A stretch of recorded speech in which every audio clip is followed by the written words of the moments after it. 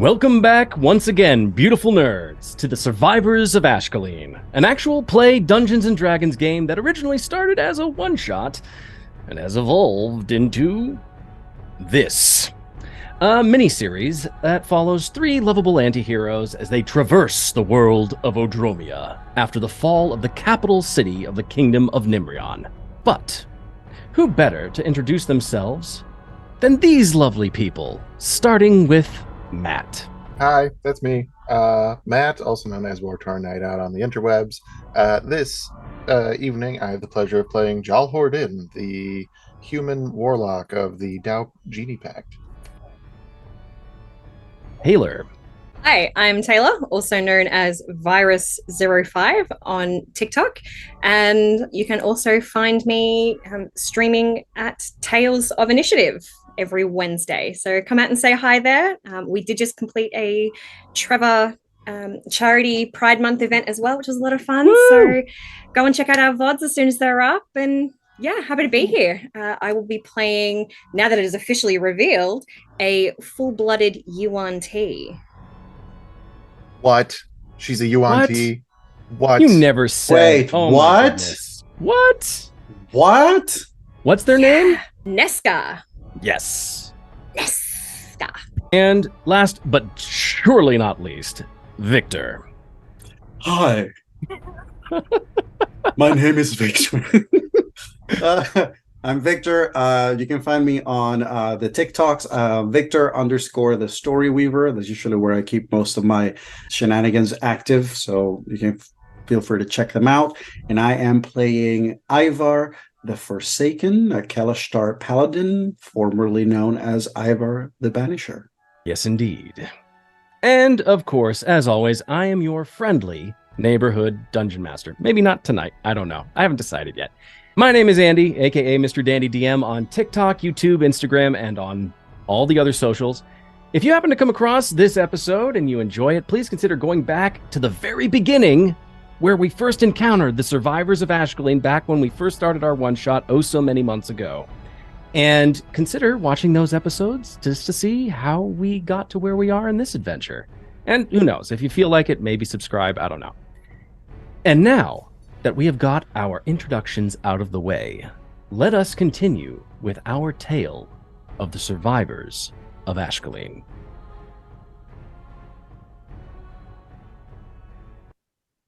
Jal.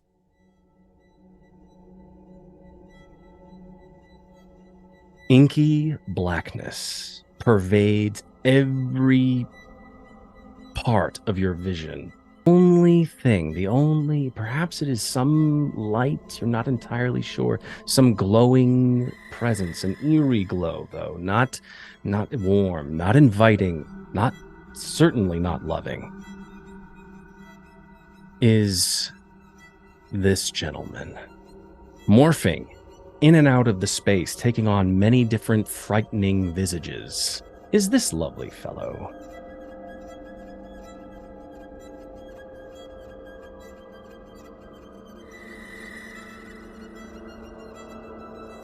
This is the owner of the voice that has been haunting Ivar for many, many moons, and is now come to rest within inside the pocket dimension that you have within your ring. I'm gonna call it now Smash. Yeah, fine. Sure, whatever. You're all degenerates. As they stand before you, they have just finished speaking to you, saying that you, Jal, are going to have a very long conversation with them. And that is where we will, zoom out.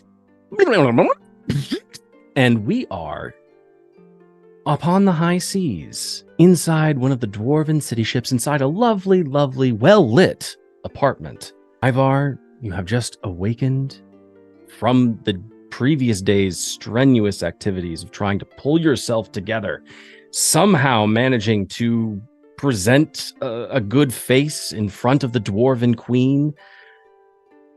You You feel rested, but it is not. There's always this worry in the back of your mind. Something is missing. You feel too light. Feel like there is something that you've been carrying with you that you've just gotten used to for so long that you're not entirely sure how you live without it. Nesca, you awaken, feeling the, I'll say, cold touch of Yanshu's hand grasping yours, still sleeping back to back. Just, he remains asleep, just gently, softly breathing, but you are now awake. What did the two of you do? So, I'm just going to let you know that because of Ivar's current circumstances of certain part of himself not being with him, I decided that one of the things that I'm going to do is roll Constitution saving throws as a way to know whether or not how his ability to sustain this state, which is unnatural, Yes. goes. And I just rolled a nat 1. Okay. We're going to say that because of this nat 1, despite having slept a full around 8 hours, you are still going to take a point of exhaustion. Fair. Because, and for those who are not familiar, Kalashtar have a dream spirit living within them. And currently, this Kalashtar here doesn't have one. So it is not a comfortable feeling. It is very uncomfortable, perhaps even just painful even. Nesca, what you were about to say. Yeah, go ahead.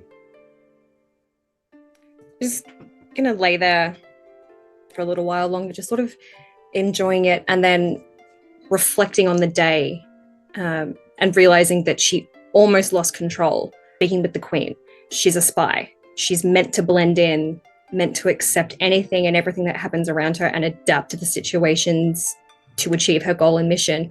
And she almost broke yesterday. That's never happened before. She's questioning why. Why did I feel so hot and sick to my stomach that I almost endangered everybody? Like, what is happening to me? Why did I do that? And then very gently going to free her hand from Yonshu's grasp and try and sneak out of the room. Currently, you are in what you guys have commonly, come to, recognize it as it is the common area where, the long table and the food is placed. But off in that one corner, there were a large abundance of pillows and throw blankets. That is where Yanshu had bedded down for the night, and then you joined. This point, though, Ivar, you are awake and you are roused out of your slumber, and you've gotten upright in bed. But you do feel just this weight that is not there anymore. You feel the absence of it. And this just brings on this cold sweat and this exhaustion. Like you've just run a marathon, even though you haven't exerted yourself in that kind of way in so long.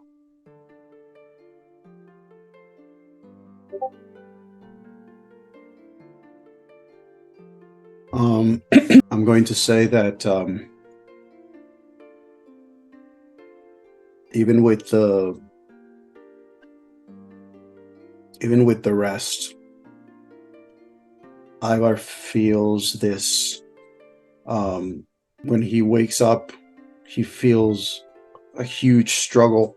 Just the concept of moving his body from the horizontal position to even sitting down. He pushes himself with a huge amount of effort to the side of the bed. And he's just trying his best to just keep his bearings of the world around him. I don't think he has, with that constitution throw and the current state, I feel like most of his energy is focused on what is up, what is down, and being able to put as much energy as necessary in order for him to even function. I'm going to say that his first instinct is going to be to attempt to look for Jal, because he would like,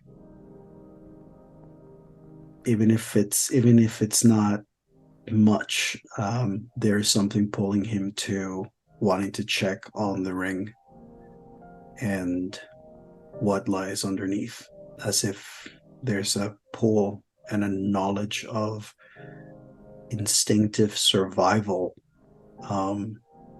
even if there is loathing with it. There's just something in the back of his head that makes him understand that there is something that needs to be done, or he will be done.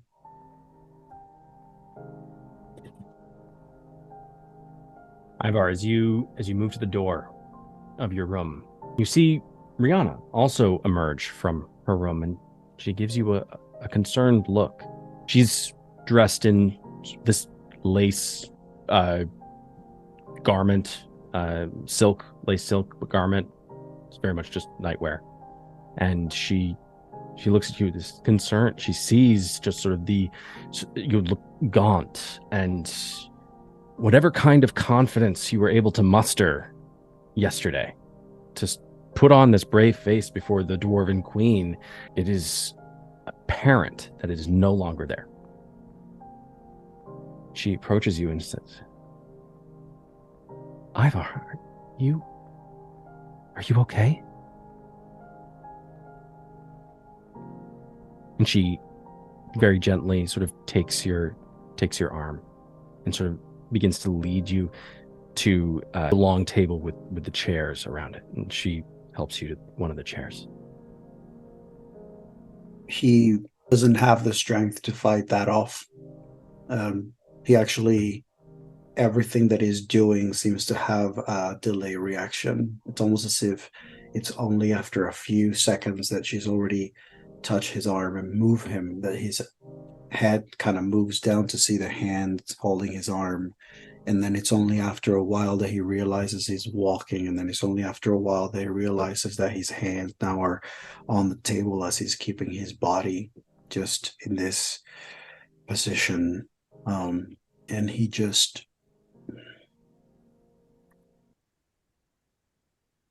No, I am not all right. But one way or another,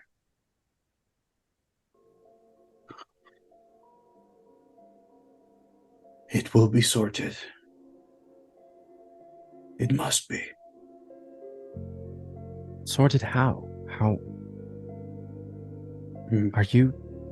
How can I help? How can we help you? What can we do? These dwarves seem to possess some magics, surely some spell could help you. He pauses. His eyes get lost in glaze as he's hearing her words, sort of like in delay and echo, in the distance, muffled.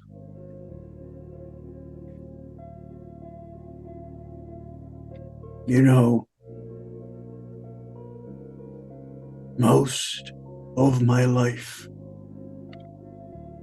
I walked and treaded every step with such certainty.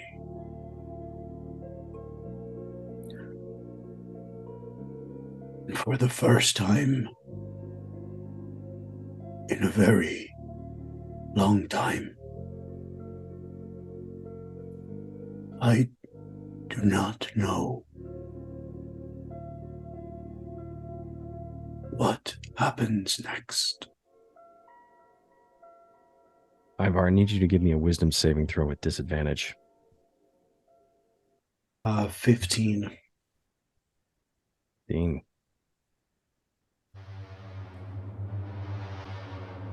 Ivar,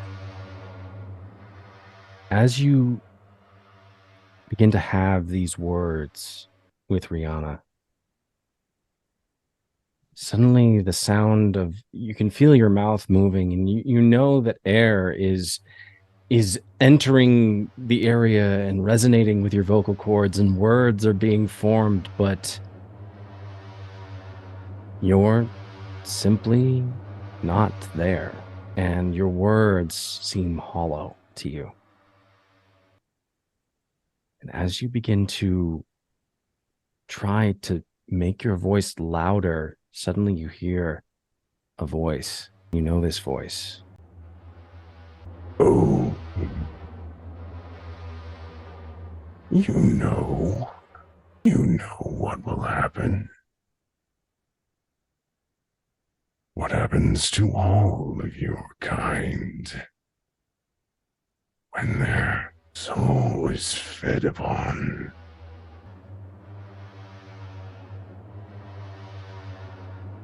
Ivar, still focused on Rihanna, but just slightly off to the left of her shoulder, you suddenly see this ghostly, smoke-filled being that is just right behind her, staring you down. But almost wavering like a mirage. Like there, but not there.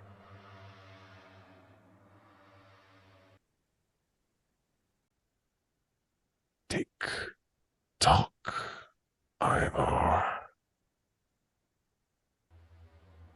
The hourglass is turning. You know what you need to do. I suggest you get a move on. And this figure suddenly disappears and is gone. And suddenly Rihanna just looks at you and says, Ivar? I'm sorry, you just trailed off there for a second. Are you okay? Can I get you some water? Can I help you? I have to go. And Ivar is going to stumble his way toward Jarl's quarters. And he's going to attempt to open the door, not knock or anything. He's just going to try to get through. Nesca, you have just roused yourself, and you've woken up, and you have very gently sort of extricated your hand from Jan's shoes, and you sort of give me a perception check. 10. 10. You notice his breathing has remained calm, and in the corner of your eye, you see Ivar begin to, as hastily as he can manage, start to make his way directly toward Jarl's room.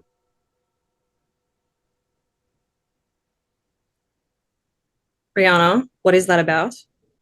I'm sorry. We were just talking, and he suddenly seemed to. I don't know. I think there's something wrong.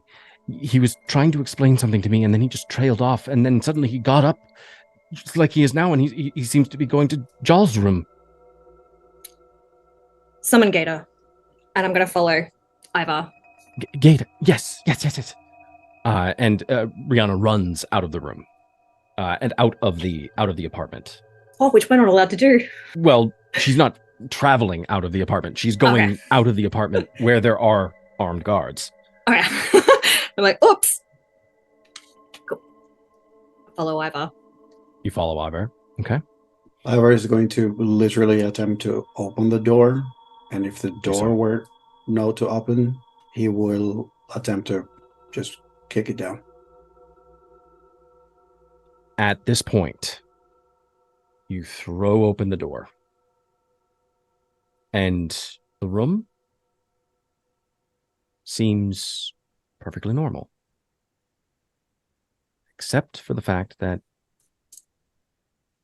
the bedclothes, the sheets, and the blankets that would normally have been covering Jaal's form sit loosely upon the bed, with no body underneath them.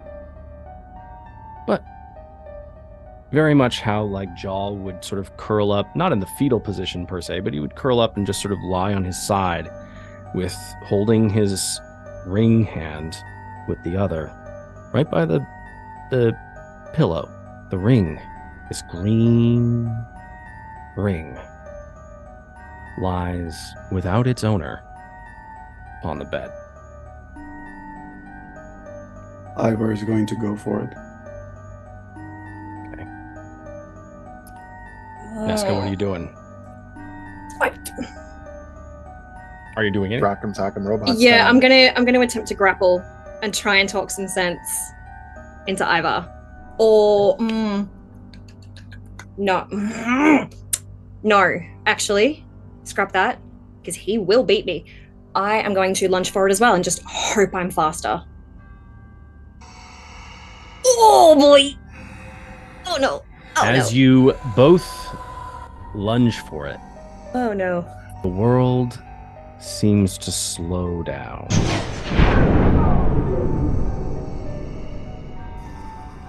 As the skin of your fingers, because you both seem to like try and grab at the ring at the same time, and there's this moment of almost the two of you juggling as you knock the ring up into the air, very reminiscent of Frodo in The Prancing Pony, where the ring is thrown up into the air and through some force of will, the ring finds its way onto his finger. Only it doesn't here.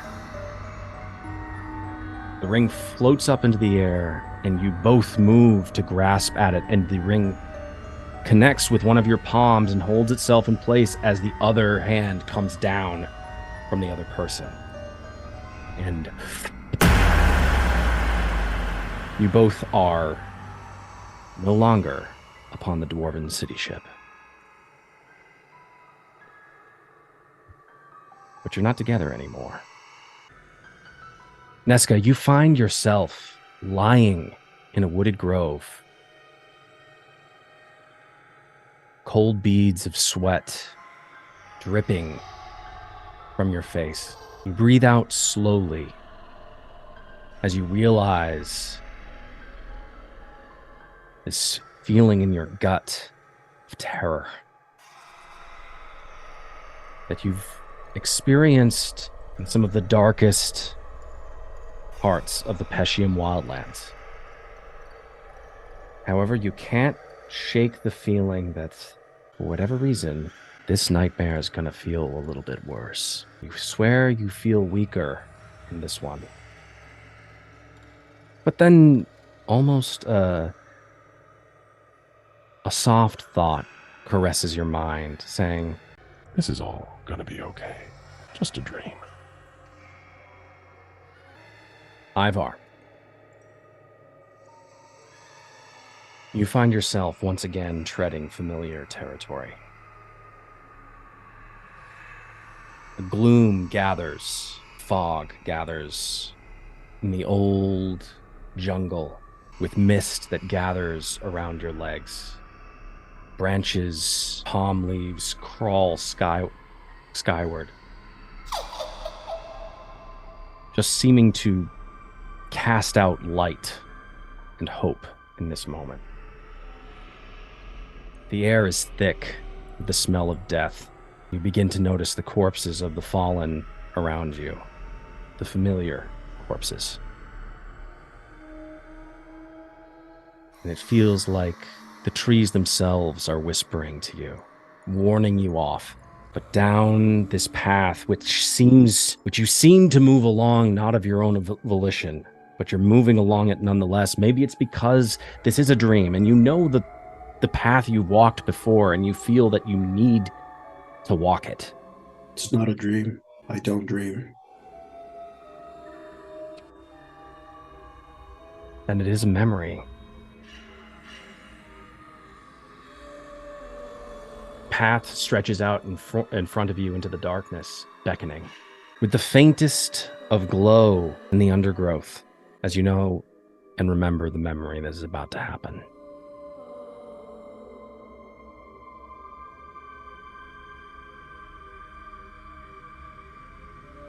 This fills your mind with doubt once again.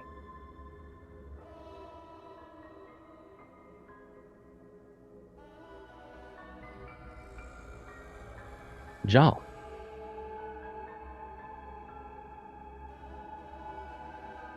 At this point, you are still lying on the ground, the sword at your feet. But now with the ominous, smoky messenger standing slightly behind it, staring at you. Jal is going to make his way to his feet, take a deep breath, and let out a almost annoyed seeming sigh as he looks at this individual and says, "Do you have an appointment?" As jokes. That'll be something that changes very soon. Very clever of you, keeping me in this place. I'm sure you'll find it's much altered since the last time you were here. I do not like what you've done with the place. 0 out of 5 stars for your job as an interior decorator.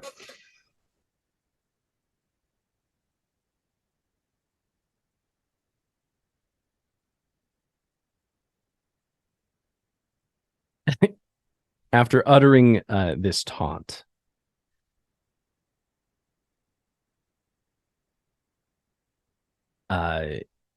this creature is going to cast Mind Blast upon you. I need you to give That me an sounds fun. intelligence saving throw. Oh, because we are so good at those. The DC is 15.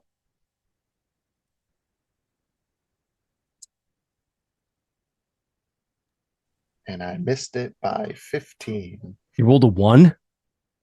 with a -1 modifier. Okay. So ends the tale of Jal Hord'n.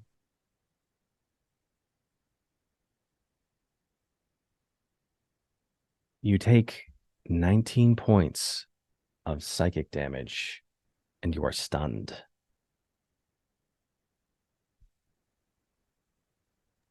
Fair.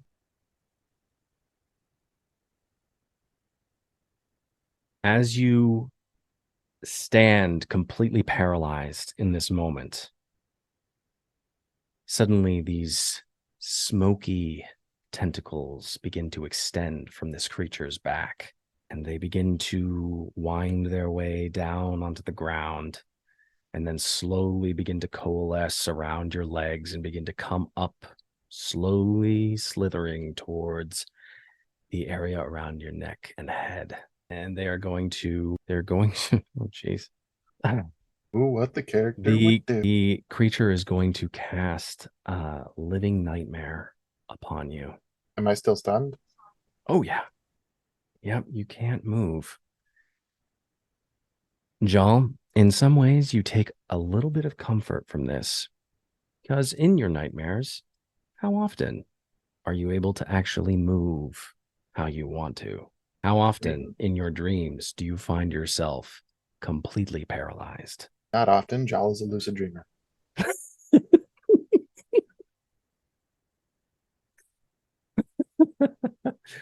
Moments of levity is what is required in this moment. This gives you some comfort. You are just like, well, this may as well happen. All you have to do, brave soldier, is release me. Let me out. Give me back to the old one. He is mine. I don't think you want to see your friend rot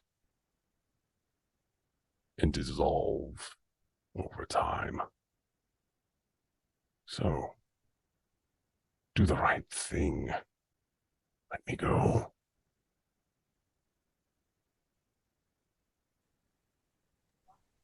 If I am still stunned, then technically I can't speak right now.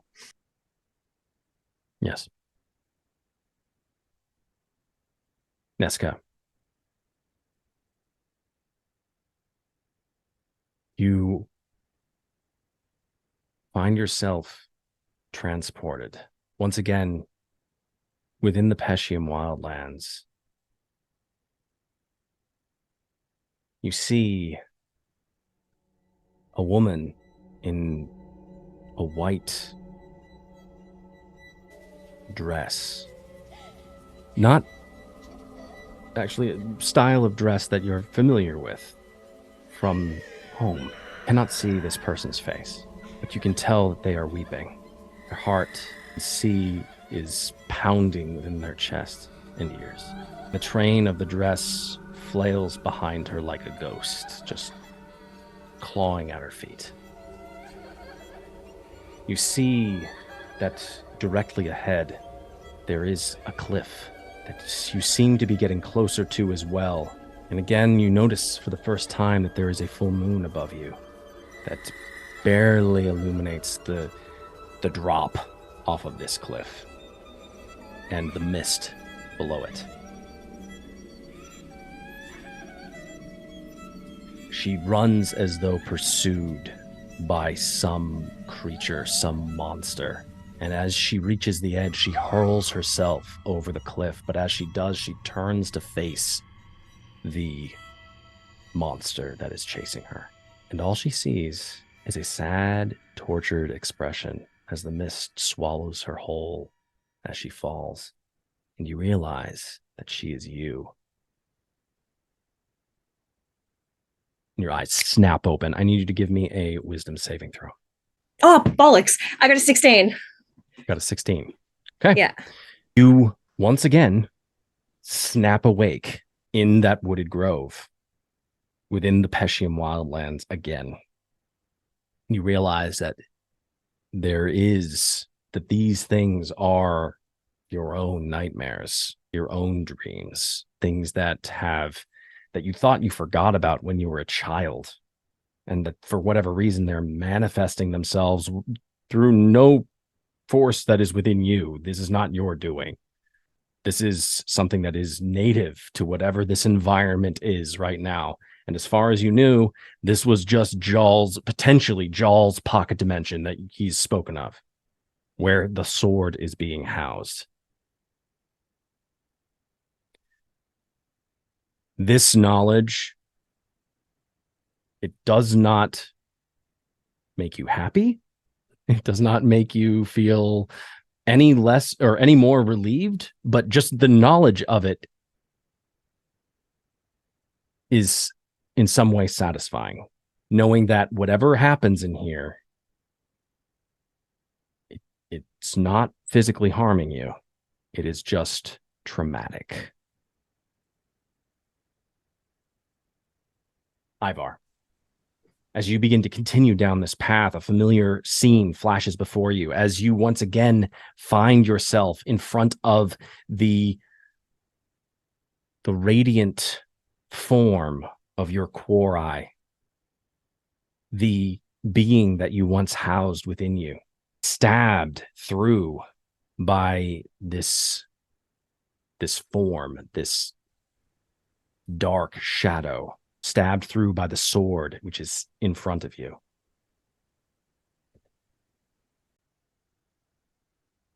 You remember this moment, Ivar? This is comfortable for you, right?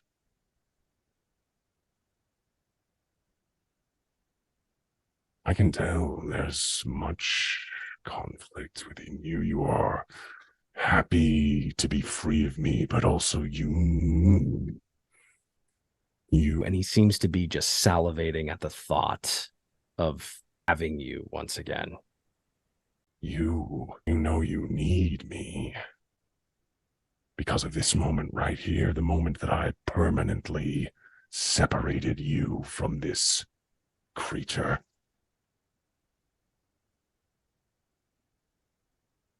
You know what you have to do? All you have to do is let me out of this place. Let me out of this place, Ivar. Old man, so deluded into thinking that you could find your way to some type of reconciliation, forgiveness, righteousness. It is truly delicious to me. All your wandering, and for what? In the end, you consider yourself a holy man, and then you can't do anything to stop the evils of this world. Not without me. Not without me. Ivar is going to slowly, with sadness in his heart, he walks closer and closer to the quarry, that stab there, looking at it with sorrow. And if I may, is it okay if I take over to paint a picture of this? By all means. I remember now what you made me do.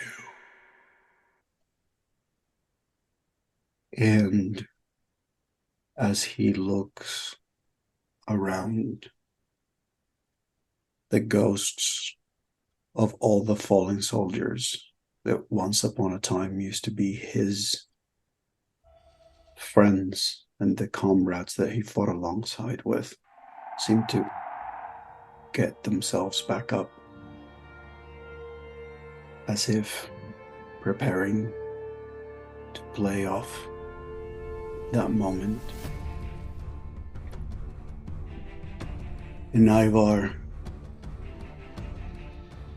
turns around, and as he turns around, he's once more clad in his armor, hair shorter, appearance younger, healthier, certain, brave, courageous. Fight the darkness! Stand for the fire of a Minotaur!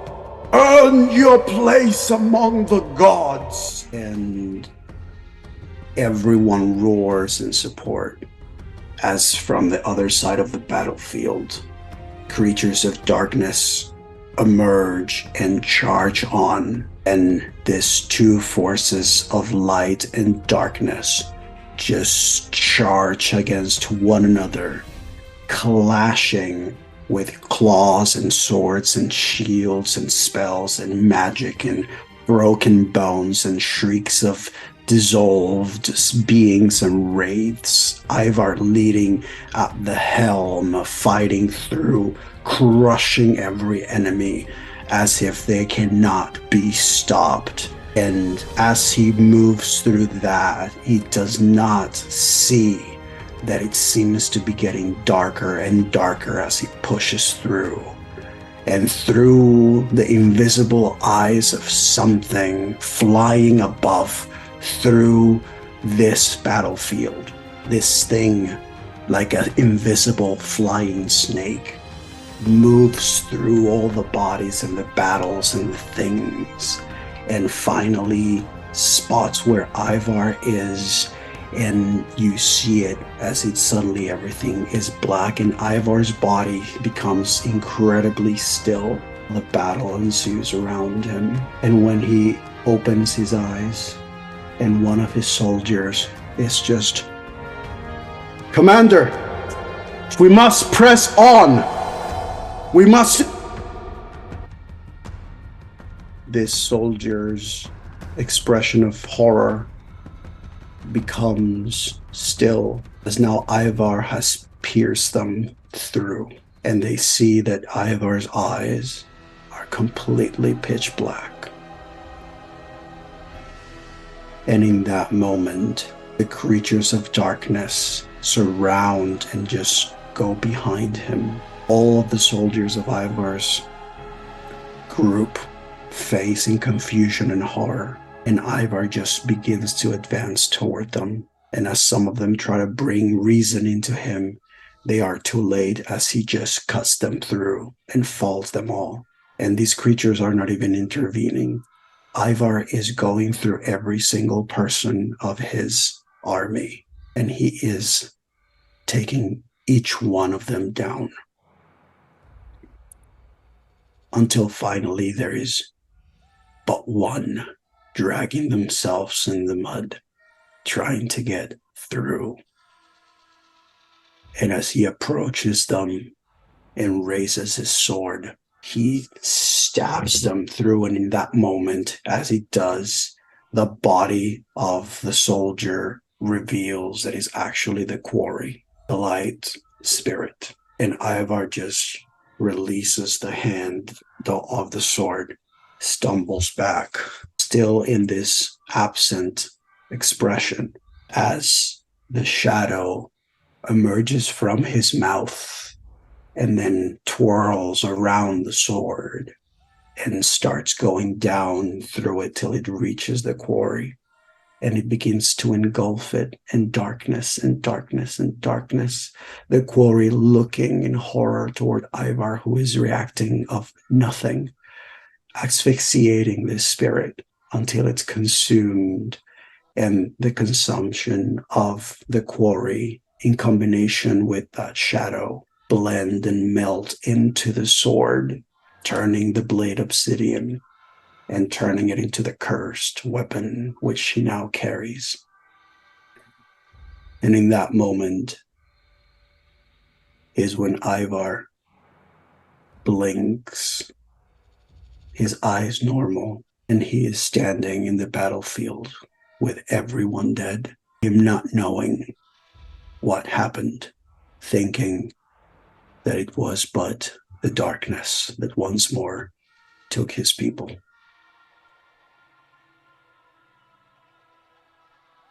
I remember it all.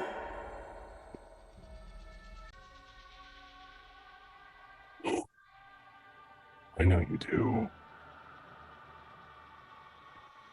I was again? Why? This was you. This wasn't me. Why did you want to relive this? This quarry and I were once bound to one another, were we not? You know the answer to that. And once you destroyed it, you and I, we became fatefully bonded, did we not? I had so much fun.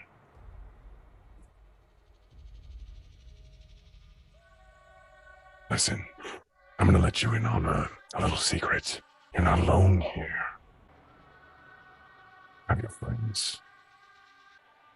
Personally, I'm intrigued to see how this all plays out. These mortals trying to free their friend.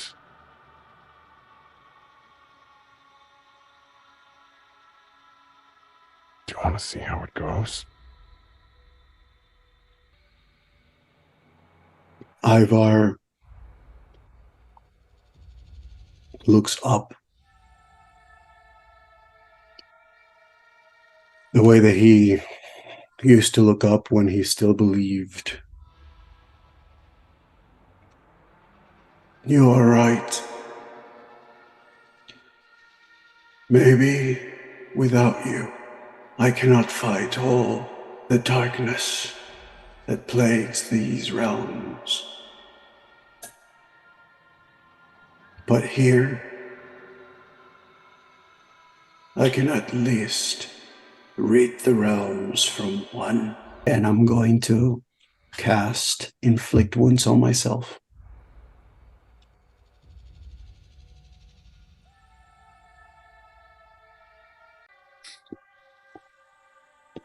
That's interesting. What are you going to do? You just let yourself wither away, die in this nightmare. There are no other Kalashtar in here. If I die, you have no vessel. I need you to give me an intimidation check. Do I do it with disadvantage because of this exhaustion? I'll allow it to be a straight roll. 21. Fucking okay.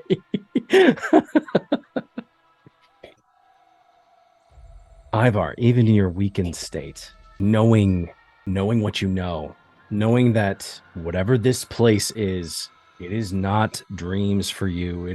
This is memory. This is pure memory. Down to the last blood drop, the detail that is before you is vibrant. Knowing that, you have the feeling of power. Even in your weakened state, you have the feeling of power in this realm because it is your memory. It's yours, no one else's. Everything else is dead around you. This could only be yours. So you are, in a way, in control over what is here. And so it is with a degree of confidence that you basically stand toe-to-toe with this being. And you utter what you utter. And on a 21, almost reflexively, possibly not even sure, not even knowing that it did it, but this being takes a full step back from you. And its eyes, these pale white eyes, just blink as if it's realizing something for the first time.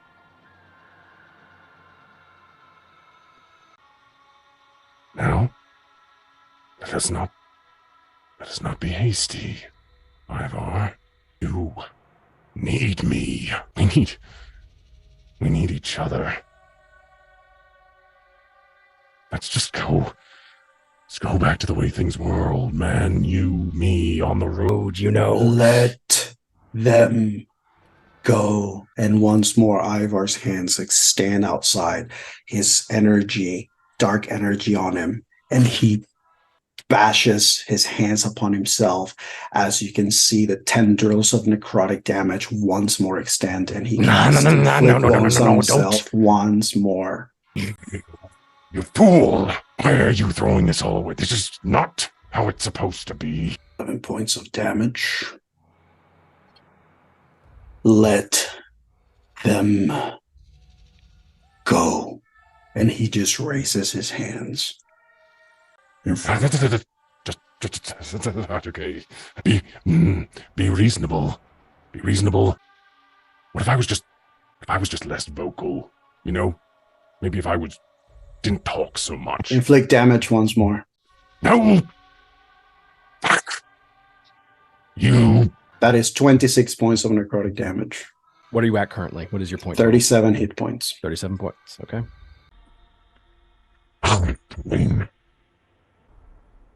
Maybe just one. Maybe just one. Just one. He just raises his hands once more. No, okay. Both of them, and I will see them leave, and I will know where you and I are bound. There's a pause as this creature is trying to do the mental math right now, trying to... Ivar. And his voice changes from less menacing, more lilting. Ivar. What if I found you a new one? If I found you New Quorai. One of the others, I'm sure. I can sense them, you know. I can sense their presence when I'm near.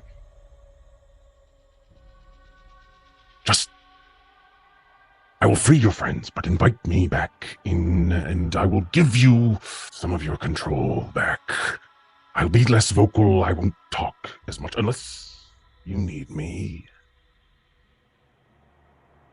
And at a reasonable juncture, I will find you, and we'll part as frenemies. Where is the sword? Yes, the sword. the sword. Yes. Right this way.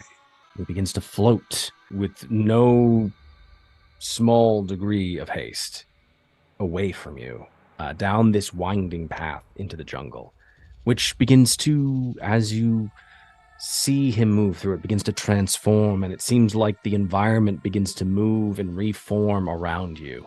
Suddenly, you, in front of your face, you see Nesca wandering in from another part of this jungle.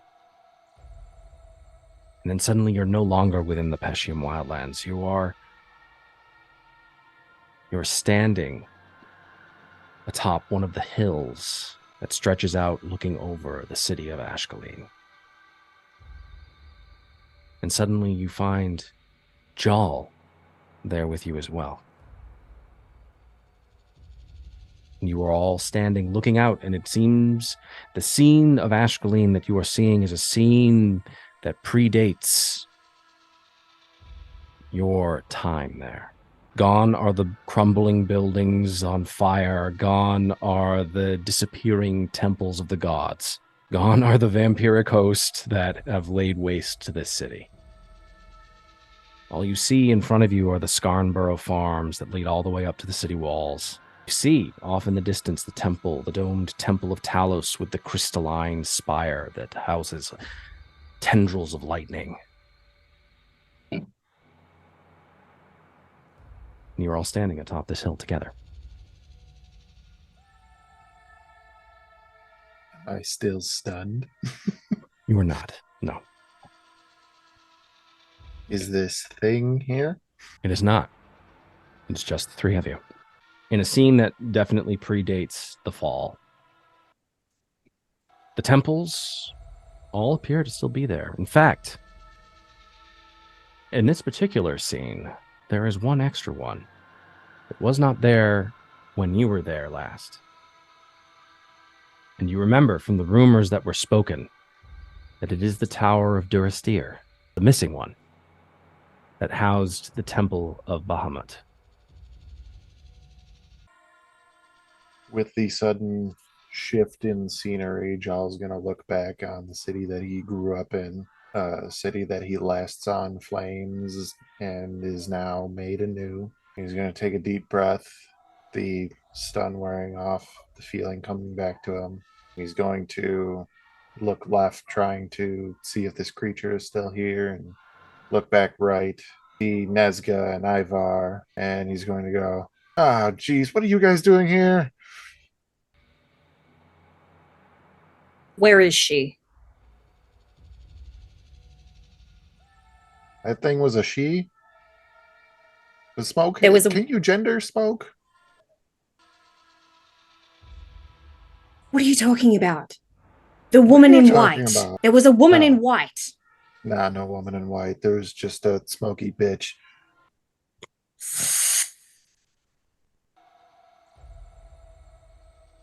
You guys are Where probably are we? see that Ivar actually has just taken a moment to see the view, and now he's just sitting. He just chooses to sit and stare on the ground as he stares at the view. You're staring at the ground. I'm staring at the view of the city. Ivar, I need you to give me a perception check. 18. As your eyes stretch out toward the horizon and towards the gates and walls of Ashcaleen, suddenly appearing in a puff of black, oozing smoke is the obsidian blade directly in front of you.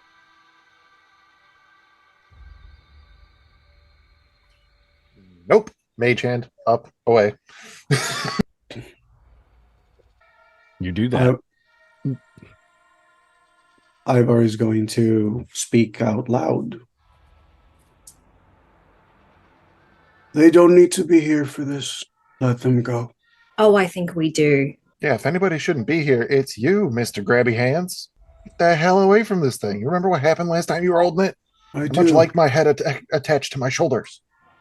Joel, I remember more than you can ever imagine.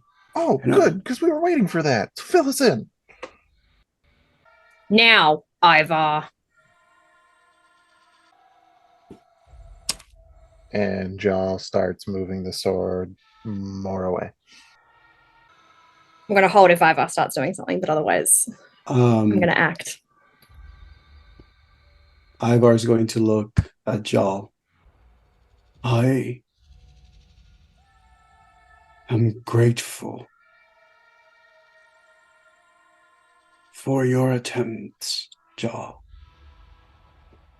But I need you to trust me on this.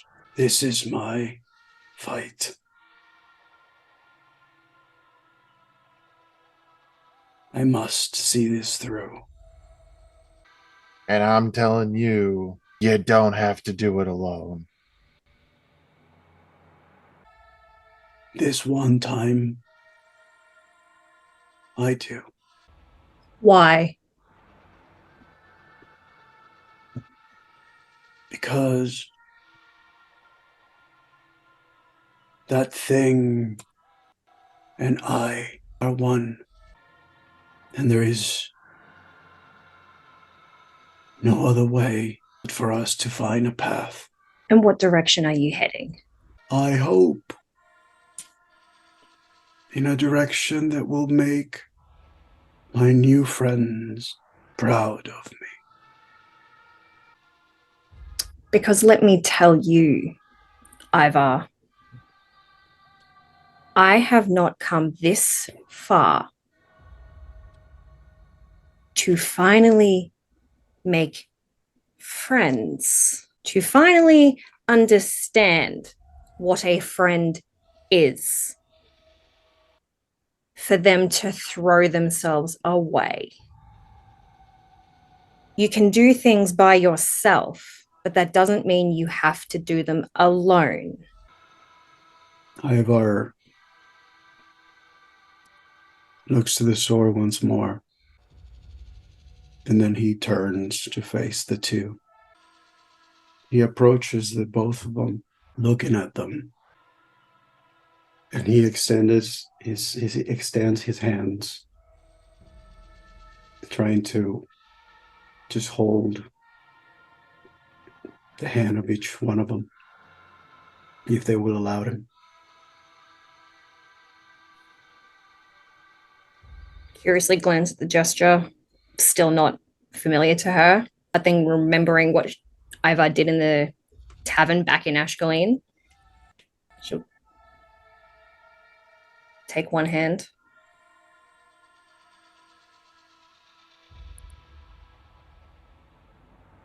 Jaw's right hand is held as if holding a sword, mimicking the mage hand, keeping control of it. He's going to look at Ivar's hand, then back up at his eyes, and right, we'll do the campfire stuff. Okay. And he uses his left hand, takes the other hand. You see Ivar actually chuckle, probably like the most sincere chuckle he's had of one of the jokes that Joel has ever made. Weekly, but it's probably like the most that you're ever going to get. There's a tear in Jaw's eye. He brings the all three hands together. He just like holds them in this very like ceremonious way, very paladin, I guess. That Nazca and Jal are, their hands are touching while his hands are covering them in a protective way.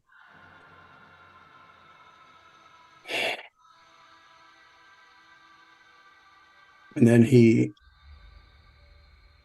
looks at Jal, looks at Nazca, looks at Jal again. And he just says, leave. And he casts command as he lets go. Jal, you need to make a wisdom saving throw. You dick. Said we're going to dice jail because that's an 8. You rolled a nat 1? No, I had a 4 plus 4, so.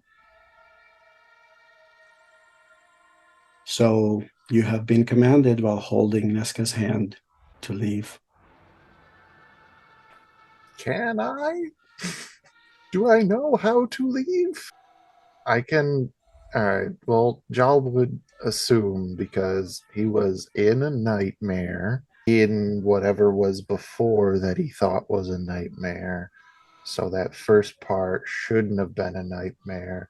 Must have been the ring. This should be the ring.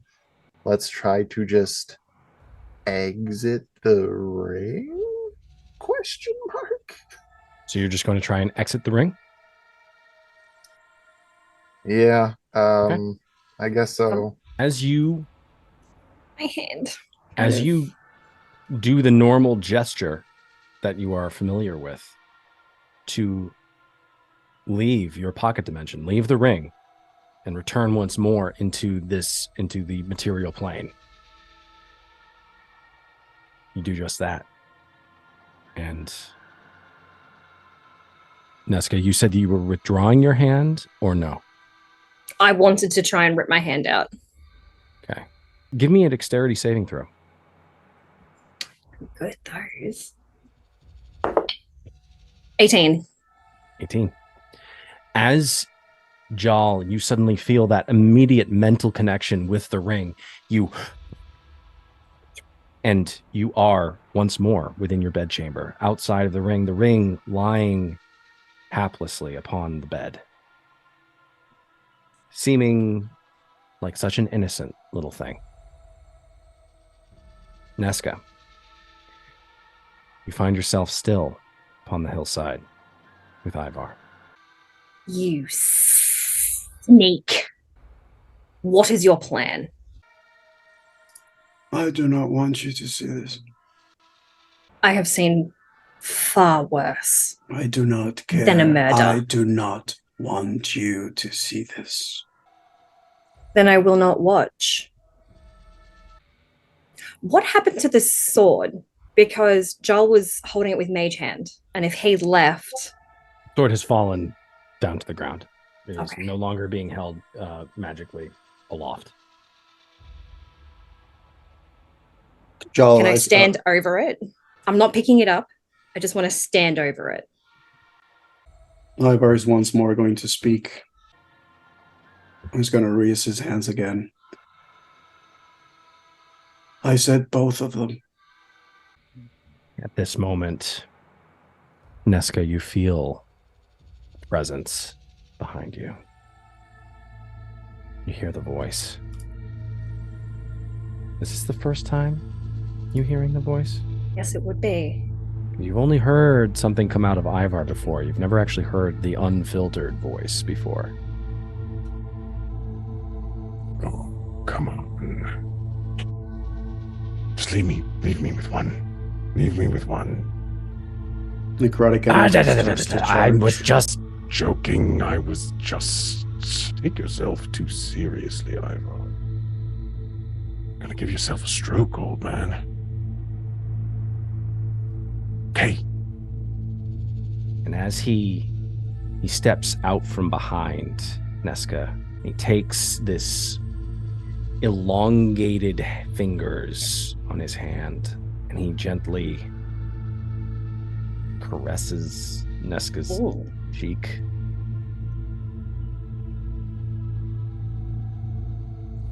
Can I punch him? You can try. I want to punch him. Hang on. Is my attack? It'll just be an unarmed strike. 19. It's 19. Yeah, You're a Way of Mercy monk, I am. so your damage is necrotic.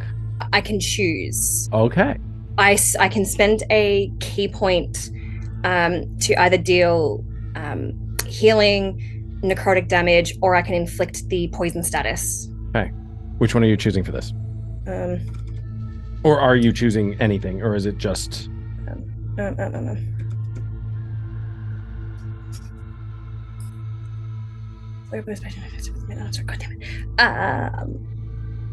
I would like to just inflict the poison status. As you reach out to strike this creature, for it being so brazen and just vile. He's a vile son of a bitch is what he is. He casts shield, throwing up an invisible barrier. And your attack hacks the shield and glances off. Oh, this one's got a bit of fight. You choose your friends wisely, Ivar. Well, fine. You win. I'll let this one go.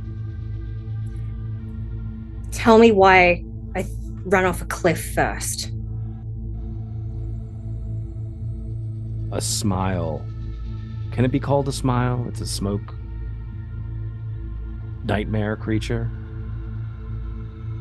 But a smile from one side of its head to the other side, this white, shadowy maw of a grin. I'll be seeing you later, Neska. And he hovers his hand above Neska, and Neska, and you're gone once more back into Jawl's bedroom. Jawl is standing there in front of you, seemingly about to grab the ring and put it on to re-enter the pocket dimension. He'll kind of start back, look at Neska and go, all right, what's happening? What's happening? You didn't pop out with me. What the hell happened? I wanted answers. I got questions. I want answers too. That's why I asked you, and you didn't answer my question. It kicked me. I don't know. It kicked me out. Son of a bitch. But it doesn't want him hurt. Ivar threatened himself, and it backed off. He just the meat suit that he likes wearing? What is the problem? I don't he's attractive. know. I get all that, but I mean, like, there's got to be something else. It can't just all be looks, right? This thing isn't that vain. Guys, have you seen how every NPC has reacted around Ivar? The man is fine. The man. Listen, it's not. This guy has to care about personality as well, or something. I don't know enough about him. All right, he got one more minute because you're out here. Why am I being excluded? I don't know how this works anymore. It's my ring. I thought I was the only one who could come in, but no, I guess everybody's allowed in it right now. It's my room, you know? Like, I didn't have siblings growing up, but now I get to say, it's my room. Why were you all in my room? It's canon now. Don't was an look only under the bed. child. It all makes so much sense. Don't look under the bed. There's publications that you don't need to see down there. So scroll back. Oh, man. Research. Neska glances at the bed. Not that bed. The one that's in. Never mind. Once more, Fix your back interior inside. designing.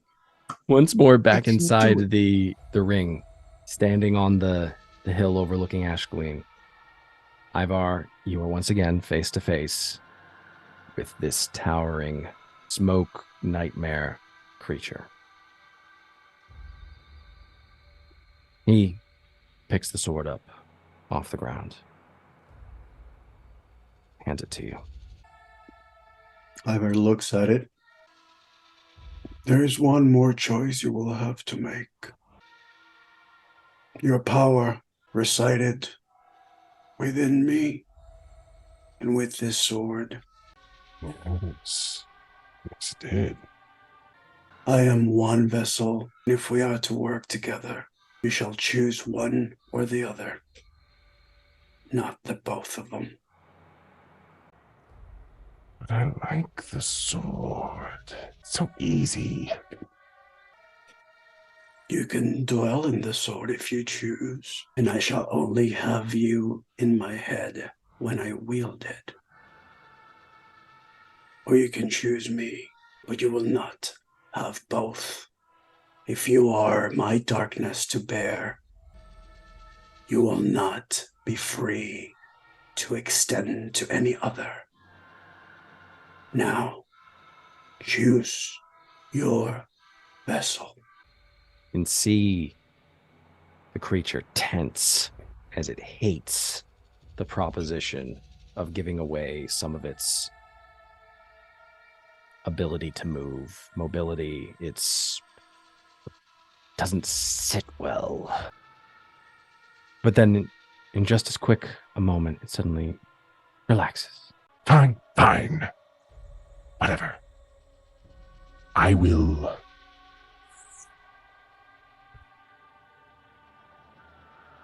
I'll return to the sword. And I'll only talk to you when you're wielding it. But know this. The moment the sword leaves the scabbard, a piece of you is gonna go away. And I'll be there, waiting. But since I am a creature of my word,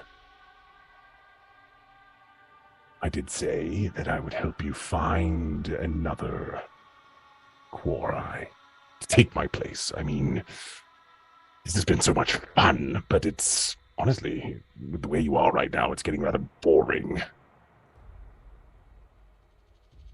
So, I know that you are all bringing the lovely bride, ex-bride, back to Suristir. In the city of Brekka, there is an old, aged Kalashtar, who at this very moment seems to be on their last legs. The spirit, though, is very young, is much life left to give. I'm sure they would be willing to join you once this one has passed. Can I roll an insight check on that? Absolutely. 19. On a 19. Okay. It seems to be the truth that this creature, that the creature is speaking. It doesn't seem to need to lie about this. Knowing that if you knew or got the slightest inclination that it was speaking falsely, you would just inflict wounds on yourself. And that has gotten boring fast. So yeah, he's telling the truth. Very well. I believe it is time for you to go where you belong. And he just nods toward the sword. Are you sure? I mean, I do love our little tete-a-tetes that we've been having recently. But fine, I will go back into the blade. If you'd be so kind as to keep any pesky dwarven arcanists away from this weapon, that'd be most appreciated. I hate moving house so frequently. Fates are bound. As you say the word bound, the towering figure of this dream devourer drops down and suddenly spreads itself along the ground as a fine mist, and then once more coalesces around the... Are you holding the blade at this point? The blade... Oh, then the blade... He was gesturing towards you with the blade. Mm-hmm. The blade is hovering in air as a tendril of a smoky tentacle wraps itself, and as it does, the rest of the mass of this mist suddenly, and it begins to form into a fine inky moisture along the blade and then seeps beneath the surface. And the creature is gone, lost to sight. The moment it disappears, suddenly the dark bleakness of this scene playing out in front of you changes. Clouds above suddenly break, and the sun, a ray of sunshine, pierces through and lights the area around you. You know that this is not a dream. You're not even sure if it's a memory. This is something else entirely. But it fills you with a degree of hope. That there is a hope that is just on the other side of the horizon, across an ocean, in a city that you've never been to. There is another, a kindred spirit that waits for you to find them. And there is hope there. As you feel the warmth, you're not entirely sure what it is that you're feeling. You suddenly feel this tug and pull in your chest as, I'm assuming you're putting the blade back into the scabbard. As you drop it down into the scabbard, you feel the tug once again, and then you are once more in Jaal's bedroom. Jaal, the time had run out, and your hand was literally about to take the ring up off the bed so that you could once again enter with the hope of rescuing Ivar from whatever was on the other side. Suddenly, Ivar is in front of you. The gaunt look, the pale complexion, whatever reason, the thinning hair, let's face it, Ivar had looked like he had seen way better days. Suddenly, he is once again reconstituted in front of you, looking very much like himself. The proud, sturdy, wise Ivar that you first encountered wandering the streets of Ashcaleen. As your fingers close around the ring, you pick it up. And it is light. The weight, once more, something you're familiar with. Nesca, you are also standing there. And just as you also have noticed Ivar appearing in front of you, and you also see his countenance has changed, Yanshu rushes into the room with Rihanna and Gata. Yanshu's like, You're back. Where did you go? We were worried sick about you. You were? Yanshu has this perplexed moment where he's like not entirely sure that Nesca and he are on the same wavelength, but then he realizes that's a conversation for another time. Yes, we were worried sick about. Rihanna ran and got the guards, and they got Gata, and she was ready to do some sort of... What were you going to do, Geta? Honestly, I hadn't the foggiest idea of what I was going to do. But anyway, it doesn't look like I have to do anything. So I'm going to go. And Geta immediately... Oh, go ahead. Before you do, if you would be kind enough, may I make a request for a few things? It is within my power to give, and I will definitely do my best to assist. Books. Books? What sort of books? Come. I'll lead them away from the group in the commotion to a private corner of the room. Mm-hmm. Okay.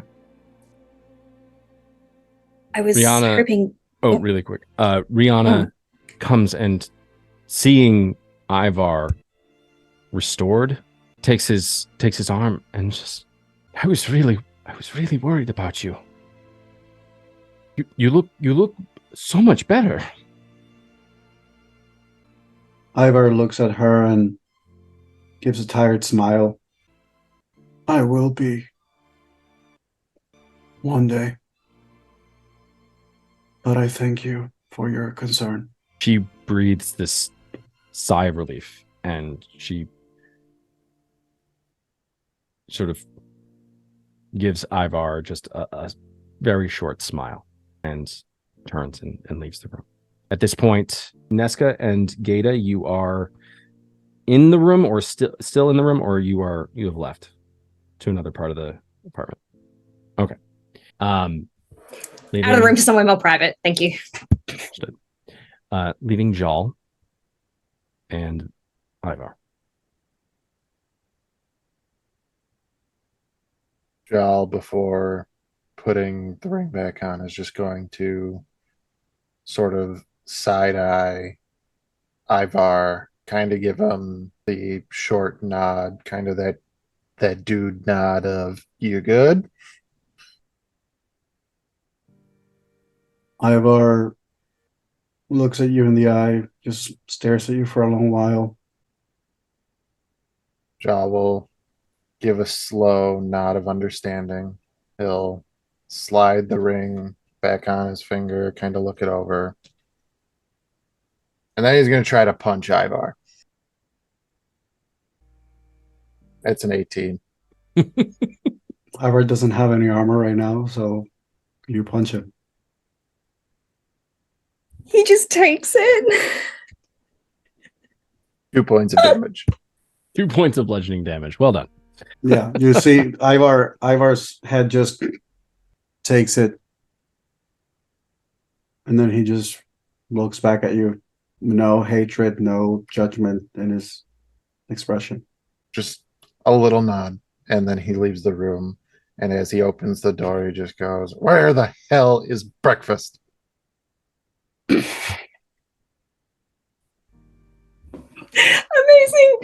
I just remembered that all of this has taken place before breakfast.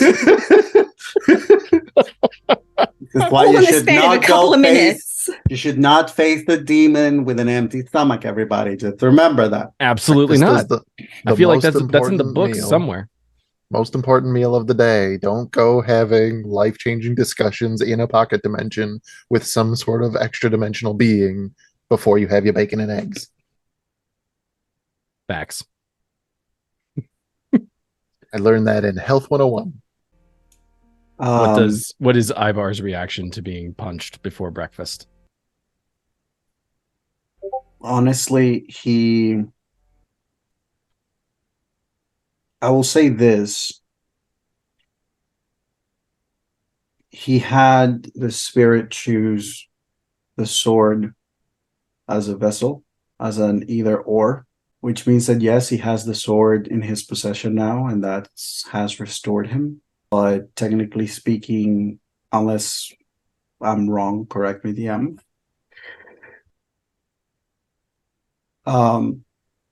Ivar is currently without any sort of spirit with his persona.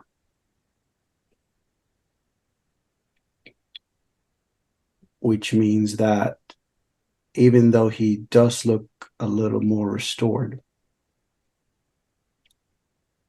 he can still sense the room getting filled with water, if you will. You feel like you're drowning. In a sense, it's a sense of time falling in the hourglass, metaphorically speaking. Whether it was through some sort of guile on Ivar's part, giving the creature choice between taking them once again as a full-on host or returning to the blade that Ivar wields. There is no illusion in Ivar's mind that he is living on borrowed time. And while he might feel restored and full of power once again, he does not know how long that is for. Is there a balcony or any sort of like location within the apartments things that I can reach? So in the common area, there is a balcony that goes off to one side of the ship that you're able to see sort of down into the streets of this city ship. And then on the other side, there is the platform that has the elevator that drops down with the tram and then continues in either direction along the length of this city ship. Ivor is going to move to whatever balcony leads closer to like seeing the ocean and potentially being in the like getting to see some sky if there is. Would he be able to get a view? Like, oh yeah, you're definitely from either spot. You're able to see out onto the ocean. He gets to that balcony, his hands placed on the rail, they grip tightly for a moment, and he looks up. This time, my prayer is to you, Aradir, Selfen, Hord'n, Galthros. And he starts naming every single member of the army that he once led, every single one he killed. And he just calls and names every single one of them. And when he's done,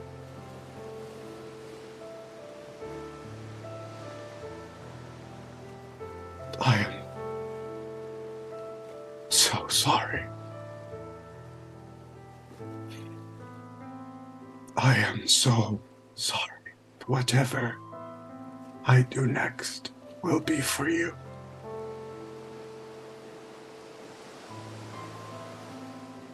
And he just closes his eyes and becomes still, making a prayer not to the gods he once thought were on his side or any voices, but to the memory of the people he now remembers and how he wronged them.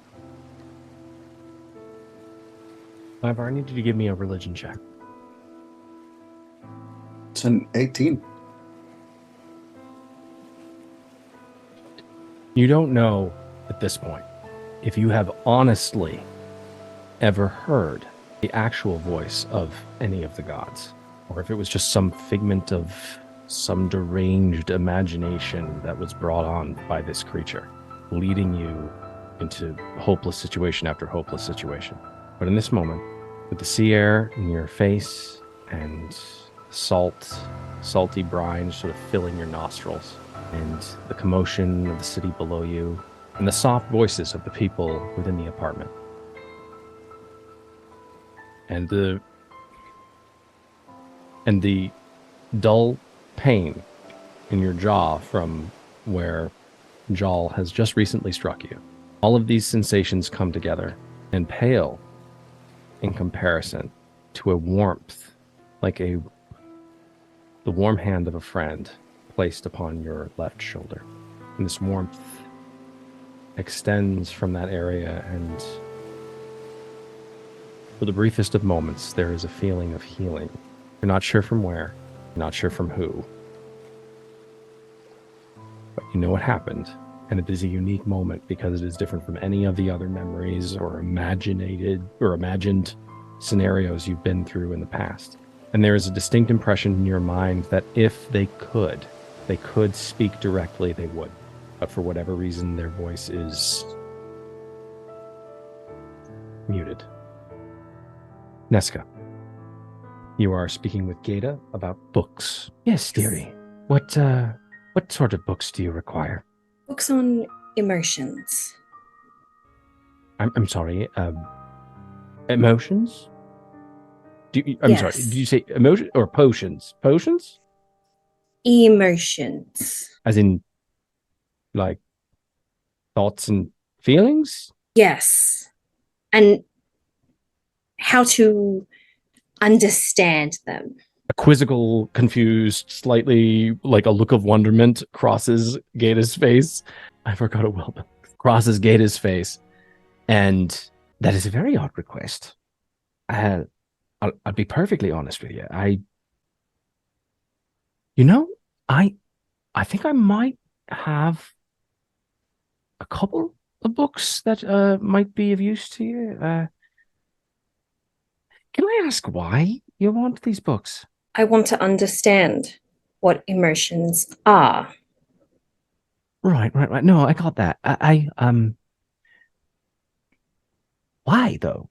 How do you not? I apologize. I don't mean to speak out of turn regarding your culture, but how do you not already have emotions and feelings and? No. Oh, okay. So I have some books that might fit the bill for you, but this is going to be very difficult for you. Let's put a pin in that, and I'll go get the books, and I'll bring them back here.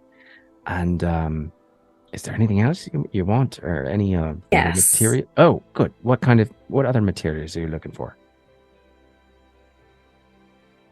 Kalishtar. Oh, you mean yes, yes. That tall drink of water. Okay, all right. Yes.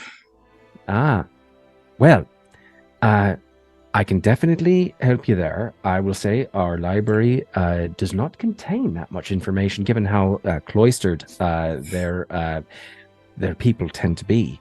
But I do have some information, given that us dwarves have been on the high seas for quite a long time now. So I will pop off, unless you have any other requests or any other things you might have in your noggin. Apples.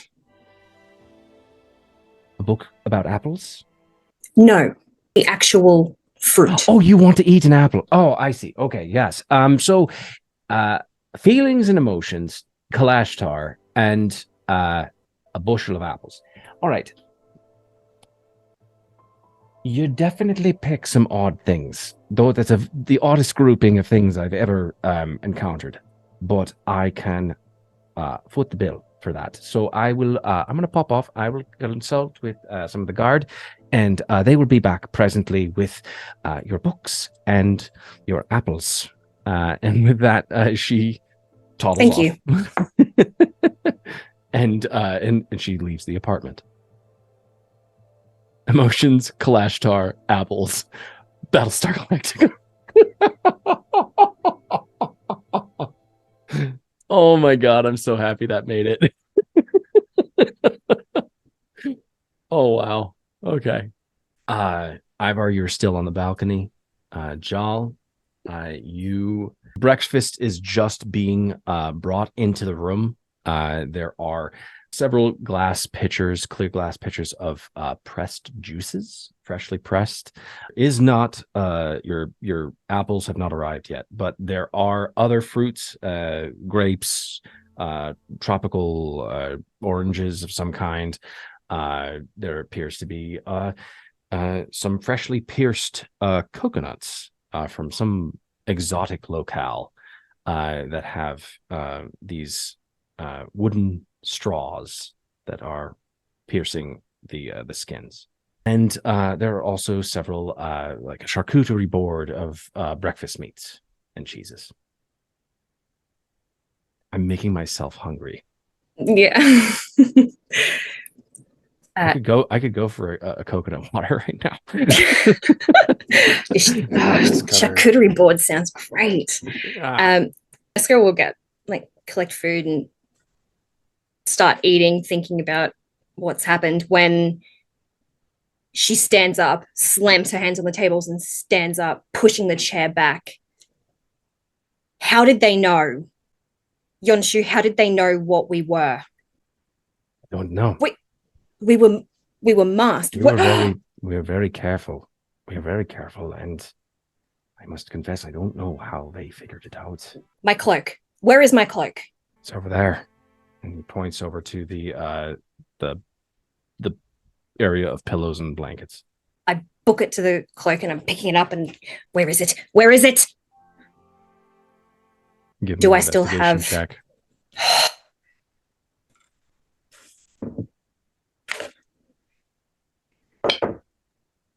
Oh, that's a what's a math 13 plus 4. 17. 17. Thank you. Panic. The item that you are looking for is not there. Can I say that I was returning from the balcony to see this commotion Yeah. and ask, what is it, Nesca?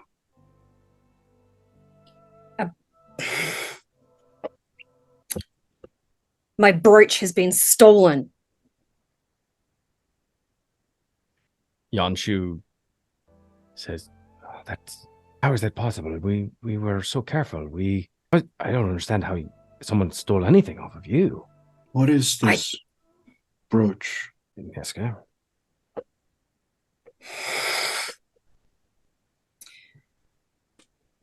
It is a brooch that protects my identity. It's No one something can that detect. It's something that we give to our operatives when they go out on a mission. These are things that can be passed down through our families. Nesca, is it possible it was lost at sea? No. I'm sure I had it when we boarded. Well, I mean, if the objective is concealing your identity, I think your mask does better than any brooch ever will. The mask. The mask is up here and the brooch just, like somewhere here. This really does Jarl. the job, does it? All right, fine. Just I do not believe this brooch's protection is just one of the physical kind. Am I correct? Yes. Our masks protect our face, our physical identity, to make us look of a mixed heritage, to get into places. The brooch protects against magic identification.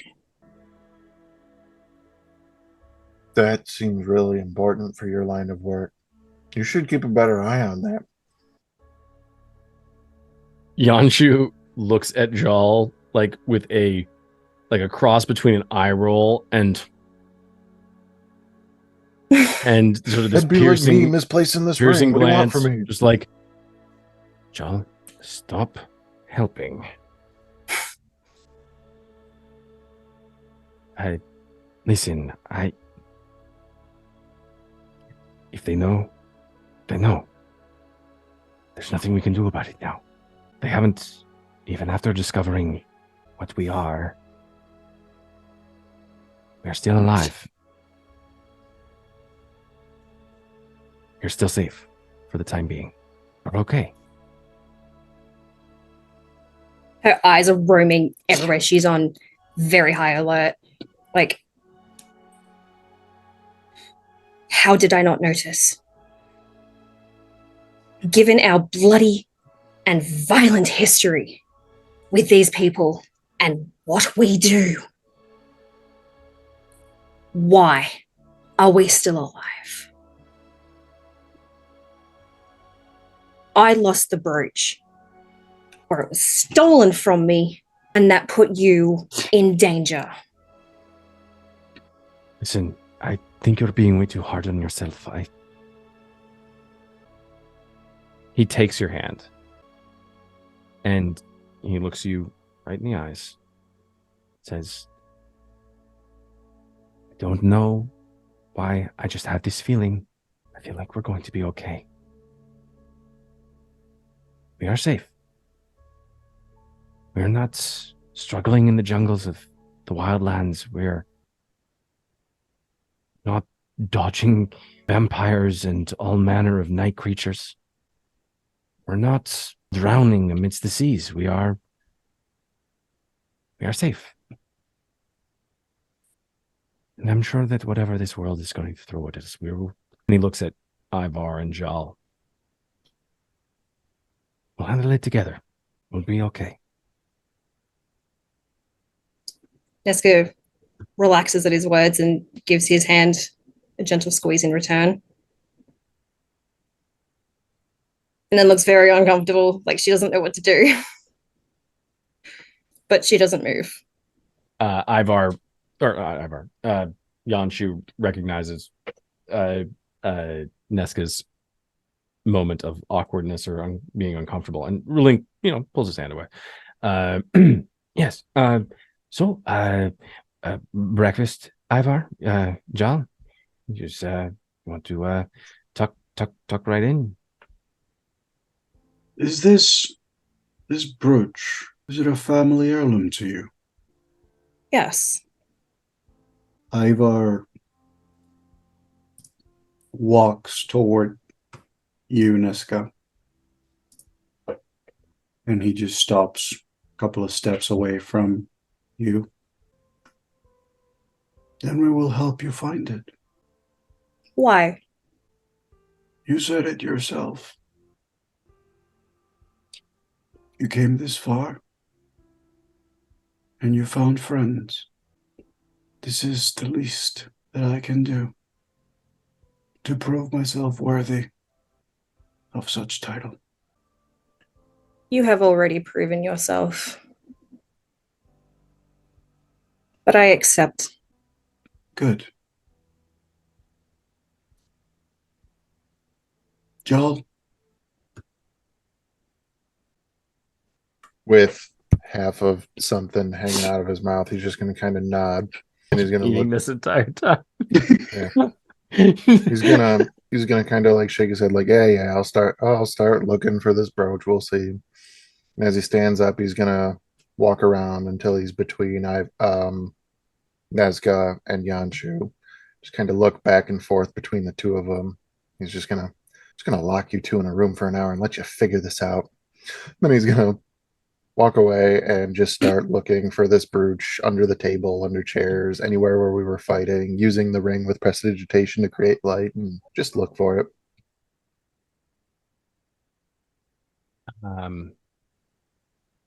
Can Nesca go out onto the balcony? Like, just she'll give Yonshu a nod, go out into the balcony and start doing oh my god, katas and like meditative monk, almost like a Tai Chi.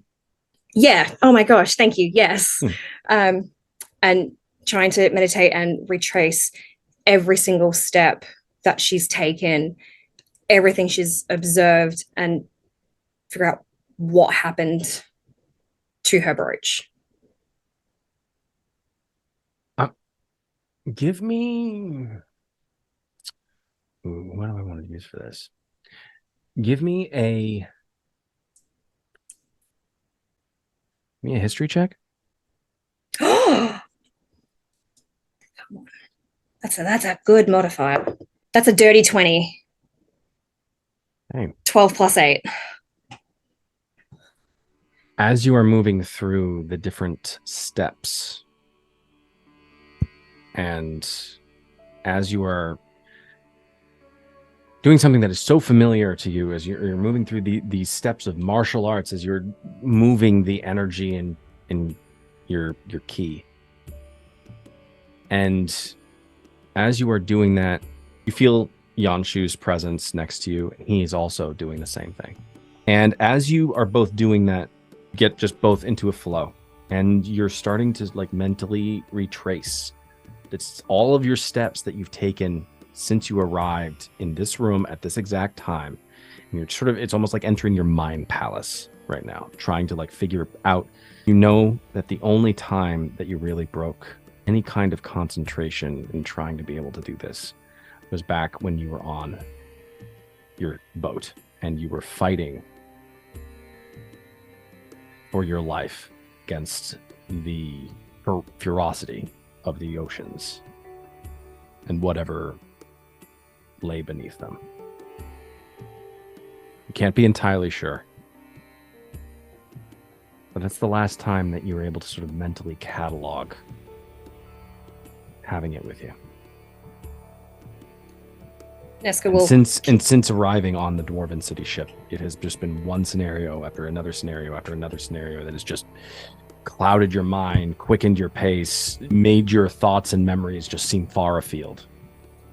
She'll finish the kata and everything in time with Yonshu. And it's like a dance. Like they are, so, I'd like to think they're so perfectly in time and in sync with one another that it's like a dance, a very well rehearsed dance. When it finally finishes, she turns to him.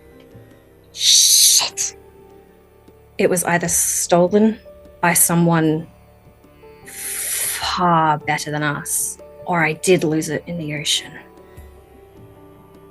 Yanshu thinks about that, and Miska. What a ship full of dwarves. I highly doubt that any of them are as skilled as you. If I were to hazard a guess about where it might lie currently, it's probably somewhere beneath the waves, around where you managed to save my life once again. Granted, with the help of Jal, but you know, I'm paying you a compliment. The red scales, the very faint little scales, brighten a little bit as there's a slight blush. If the cost for saving your life was that brooch, I would pay it 1,000 times. I can only hope that I find myself in a similar situation to pay you back in some way. You making it a habit of saving my life is unwelcome, but it's not necessarily something I'm always comfortable with. I don't want to get used to it, is what I'm saying. That's what I mean. You were trained to take lives. I was trained to spare them. Granted, there were exceptions and rules to my sparing them, but it's what we do. It's what we do. Jal, as you are eating, Gata, or actually, I'm sorry, not Gata, a guard walks back into the room with a full bushel of apples. And they seem to be a variety of different kinds. You see some Granny Smiths, you see some Macintosh, you see some Fiji apples. Fiji.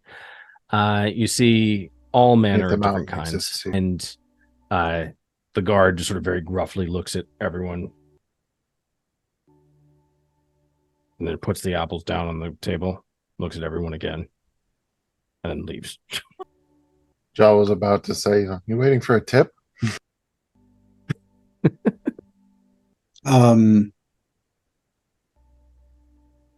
Ivar would actually follow the guard to the door. Okay. Pardon me. All right. What do you want? Do you have a head of spell users upon this ship? Yeah. There would be, you'd want to talk to our head arcanist. You'd have to speak to Gata. She'd be the one to direct you. And do you perchance know when she may return? She sent me back with the apples, but I'm sure that she'll be arriving. I believe one of you asked for some parchment or manuscript or something, some scroll or book or something. Very well. Thank you. Nope. All right. I hope you and it seems like he was about to say have a good day and then realizes, why am I talking to this person? And he pauses and then turns and walks out the door. As he's walking, you hear Ivor just say, "Light be with you." What are all of you doing now? If Nesca and Yanshu come back in, she'll point at the table and go, "Those are for you." I'm going The to go find apples? some. Yeah, Pointing the app. Oh, okay. the apples. How do you like them apples? Sorry, Jalash, I should have left you. That was out of character. I No, apologize. this is Ivar's new arc. He can make jokes. Ivar, no longer the banisher or the oh my god, why am I drawing a blank? Ivar, the man of the snarky comebacks. Ivar the humorous. Ivar Ivar the the humorous. joke teller. Ivar the silly goose. The humorist. With the gesture at the apples, Yanshu's eyes go wide, and he sees like the different varieties of apples. He takes out the Granny Smith, and I haven't had one of these in 3 years. I have not been home in 3 years. We've been on one mission to another mission, and you see Yanshu just sort of getting sort of emotional, which is something that is very different and makes Nesca very uncomfortable. And, he is sort of running through his own memories, trying to remember, like, when was the last time I had any sort of enjoyment in anything that wasn't like the job to potentially murder somebody?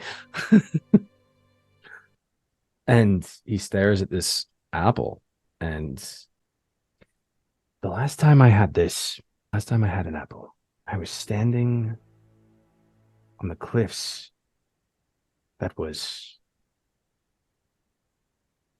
the area around the mini plateau. I was traveling to Ashcaleen to lay the framework for future missions. If I'm being honest, to lay the framework for you to arrive. And not in my wildest imagination would I have ever thought that I would end up where I am now. If you had told me that this was where I would end up, I would have laughed. I mean, in as much as we people laugh. Thank you. I'm grateful for this, and I am happy that you are here. Me Then too. He takes a bite of the apple. I've been trained to mimic emotions. I can copy them, recognize them. Always told they are useless. We don't have them. Don't need them. Anyone who isn't of our kind is beneath us. And I fell for it. There were so many people I could have helped and actively chose not to, because I foolishly believed they were beneath me, that the mission came first. Are you speaking about any place in particular, or are you talking about Ashcaleen? Everywhere before. I get to Ashcaleen, start my mission. Then I met those two. And Jal, you feel your ears suddenly rise in temperature, almost as if they're burning. What is that feeling? It happens often. They helped me. Honestly, I just offered them help for more information. But then I felt fear. I think for the first time when I saw you injured. I should have run. Yanshu Protect nods. my own. Yes. Protect my own scales.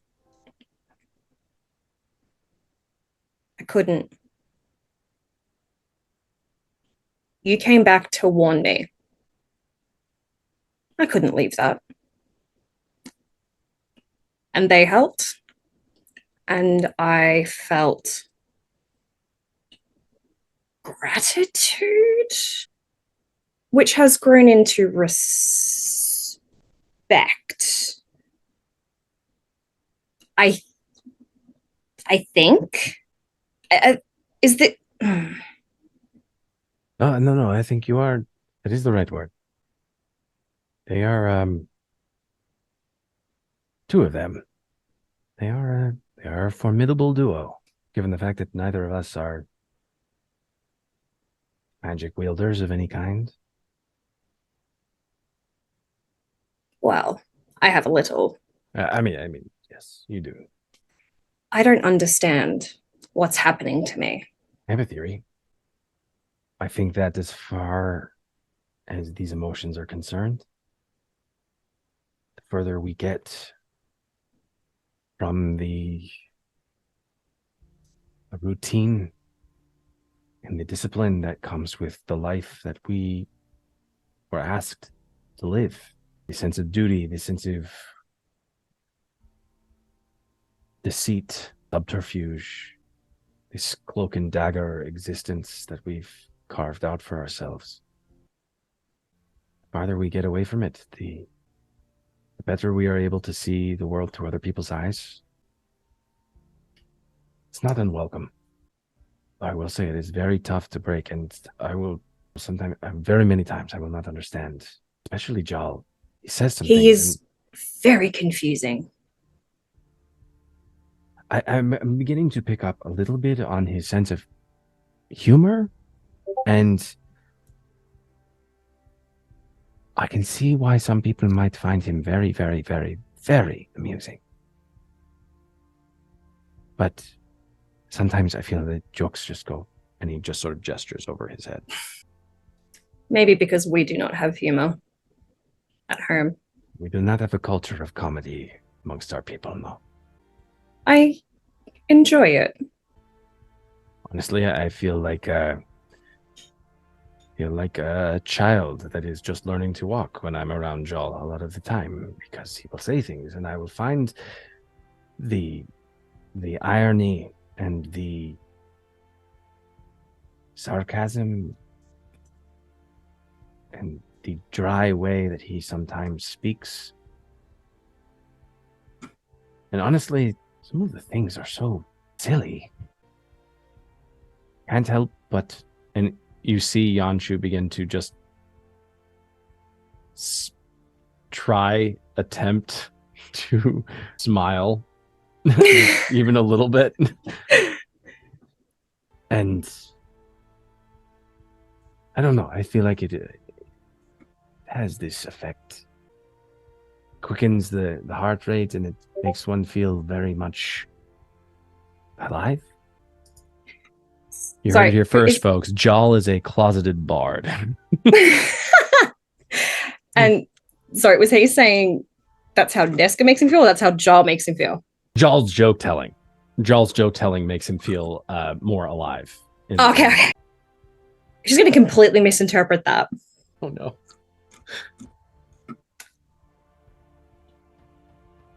Yes. He seems to make other people around him blush. I'm sorry. I did not mean to.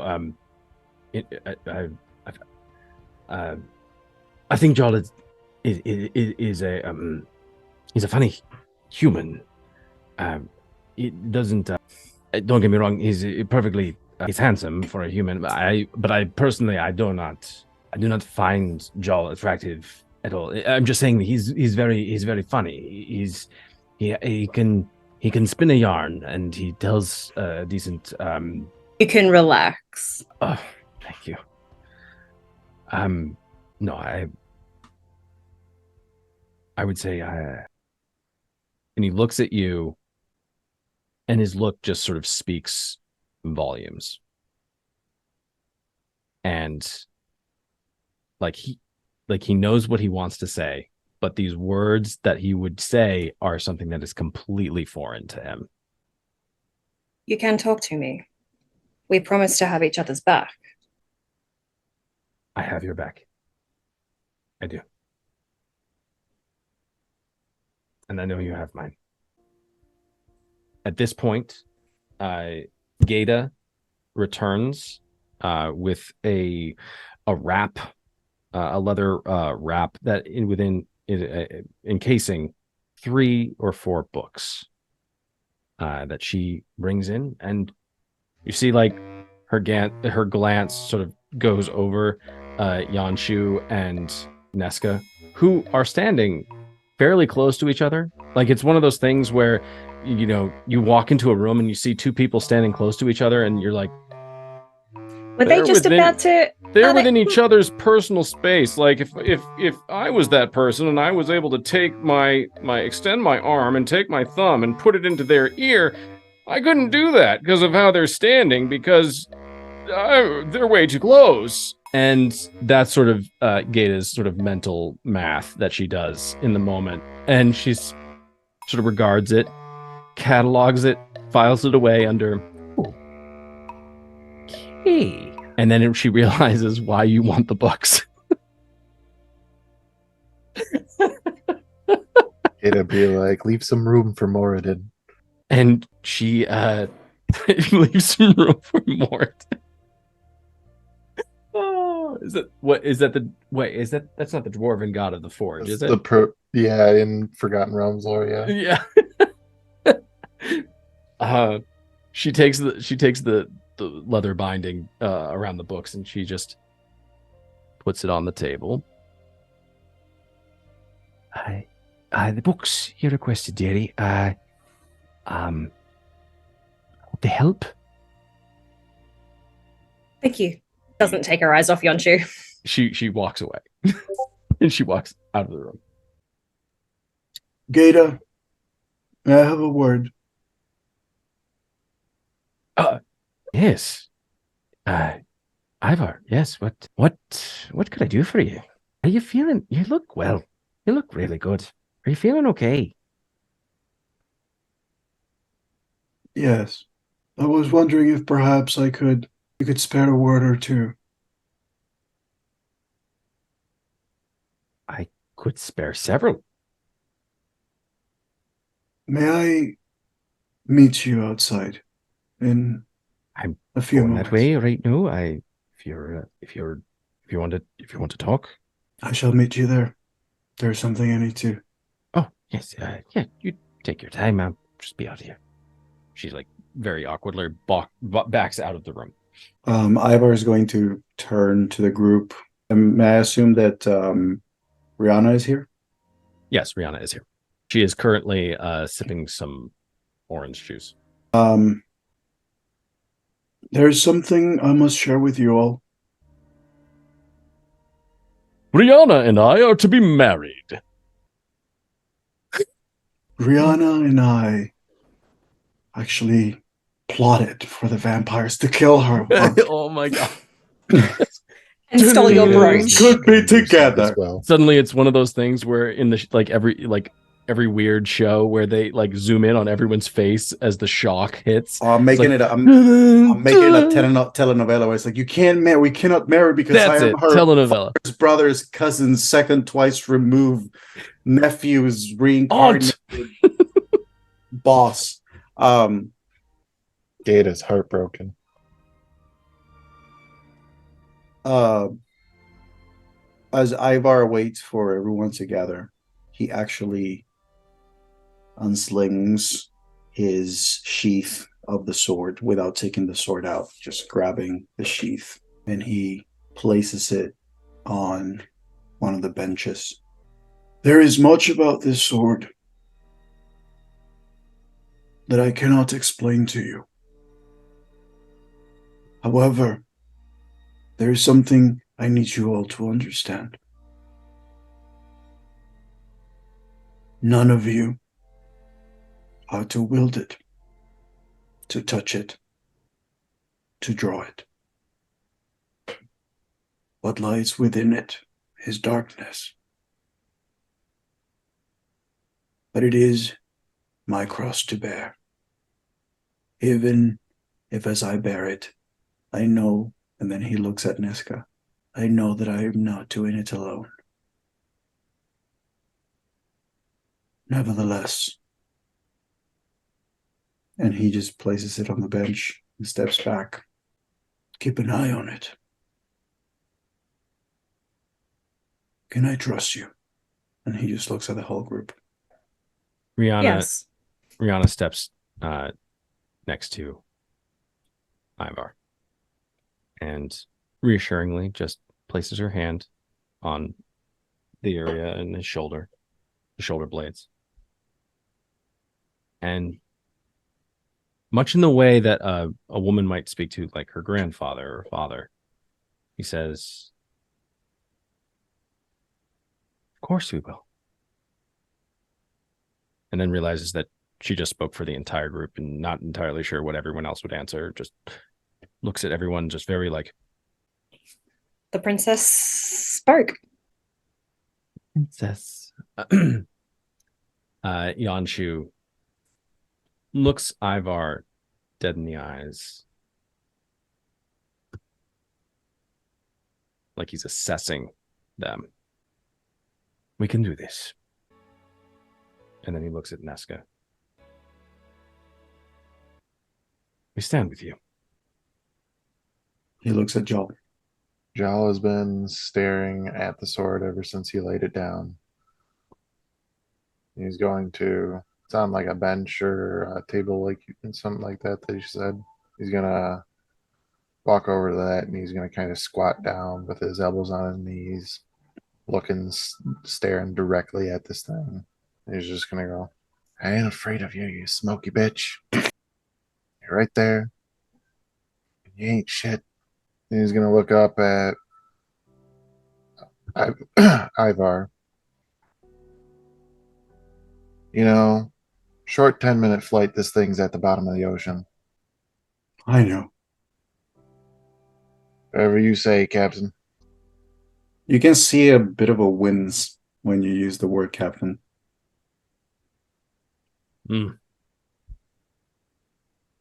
And he attempts a smile. But before he can fully see that the attempt is really about to fail, he turns around and walks out to meet Gata. Gata sees Ivar approach before he reaches her. Rihanna goes to Jal and says, "He's going to need you. He's going to need you all, but I don't know why. I feel like he really needs you." I guess we'll find out. Gata sees Ivar approach. "Yes.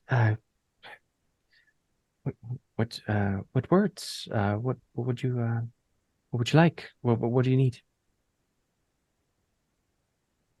The area where I'm currently standing with Gata, is there some sort of like hallway or something that may lead to that I can walk a few steps just to get myself with her with some like privacy of sorts? So she actually walked outside the apartment onto the main platform where the elevator leads down to the tram.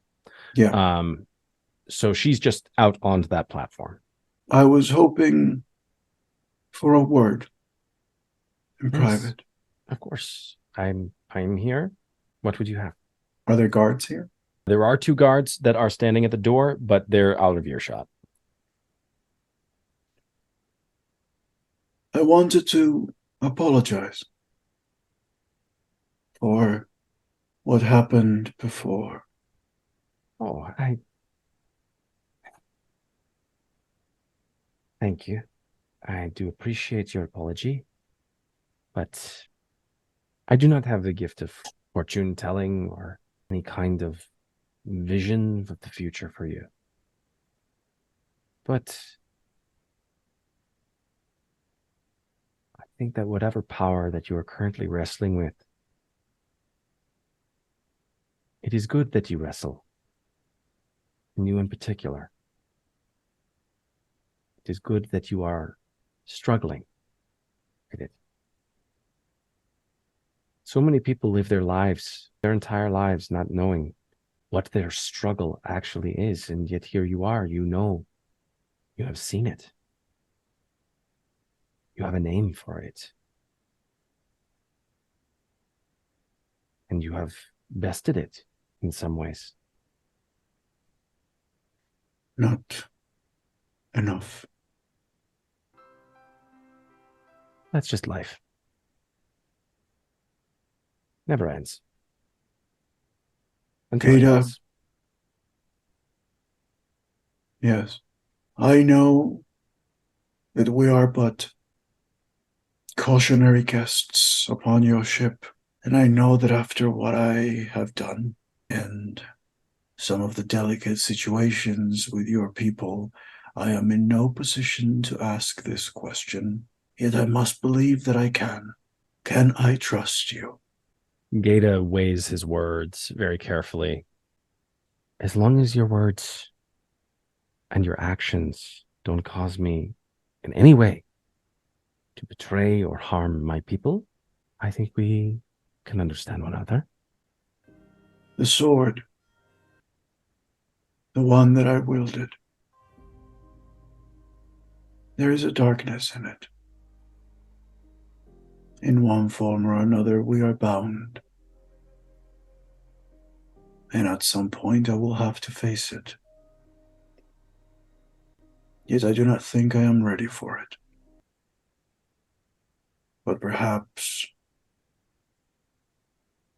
there might be wisdom within your arcane masters that could prepare me for whatever may come after. After what? That sword, I cannot let it linger. That lady, Rihanna, I made a promise that I would see her to her land. I want to make sure that I fulfill that promise, fulfill that oath.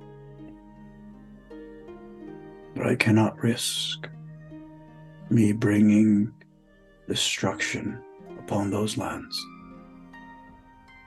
I cannot bring someone back to their home and risk for them to lose it right after just because of me. I do not know fully what I am asking, but something tells me you understand. I don't feel like you're asking me anything. I feel like you just need to speak your mind in this moment. And know that you're heard. I do not know if... Oh, what? I do not know if I am strong enough. And I do not want to be the same overconfident warrior who once upon a time led his people to their demise. The powers that I might face, the darkness that I might face, may be greater than what I alone can wield. And I believe your people to be wise and mighty people. So perhaps when the time comes and whatever has to be done needs to be done, perhaps I can count with power such as yours and wisdom such as yours. She thinks over your words. Let me tell you a little bit about us dwarves. We're very complicated folk. But one thing is very certain. We are stronger together. Always. That's how we've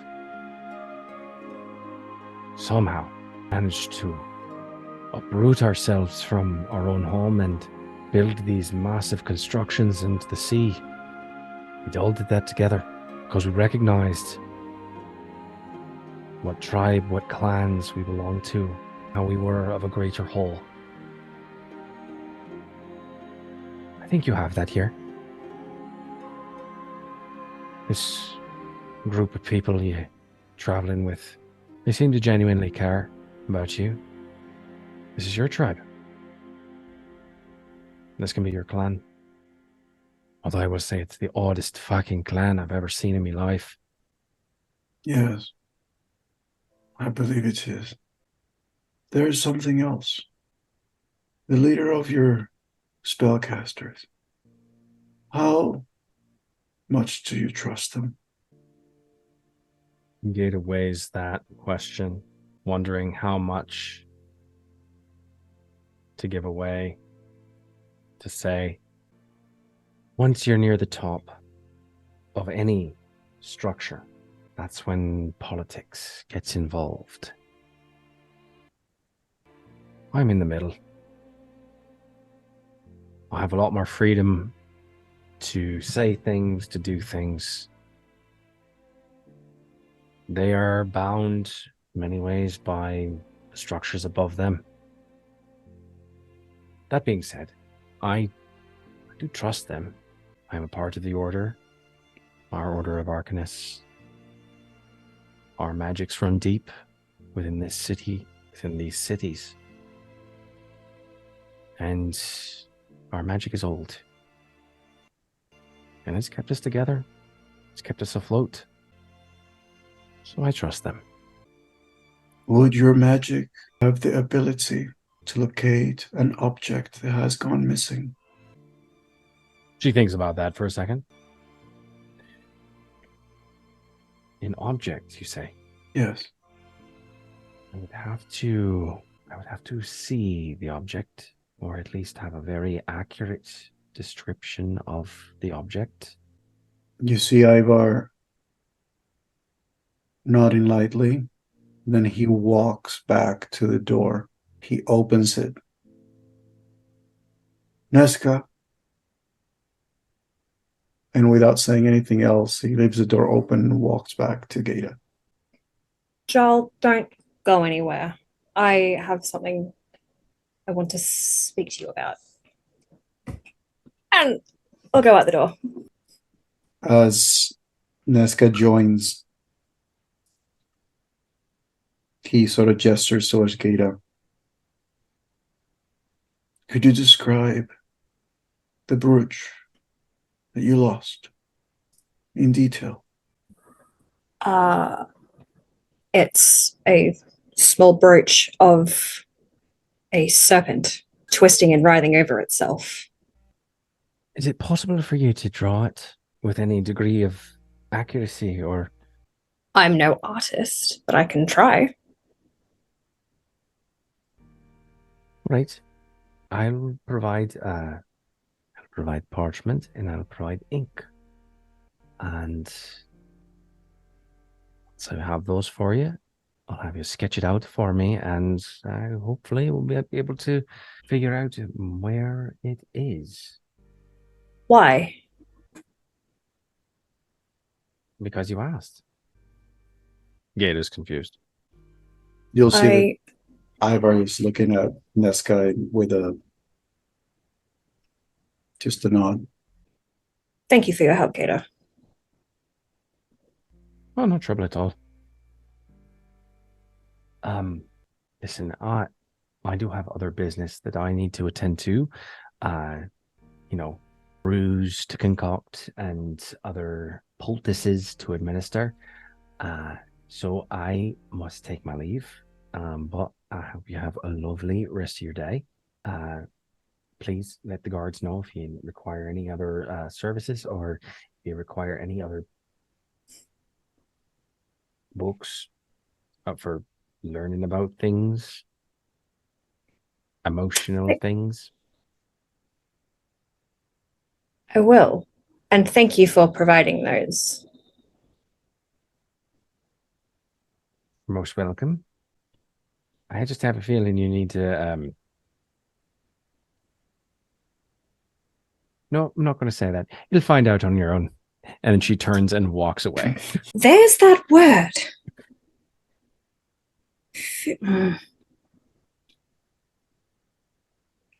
She'll ponder for a moment and then turn to Ivar. You didn't have to do that. You didn't have to stay when we were in the ring. Friends look out for each other. Yes. Walks back inside. Does not know what to do. At this point, we are going to move forward in time. The voyage that you are on takes almost 2.5 weeks to complete. In that time, Gata brings you parchment and ink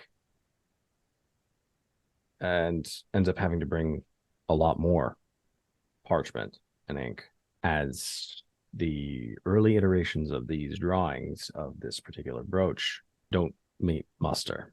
I'm going to have you actually roll a performance check for me, Nesca. See how well you are able to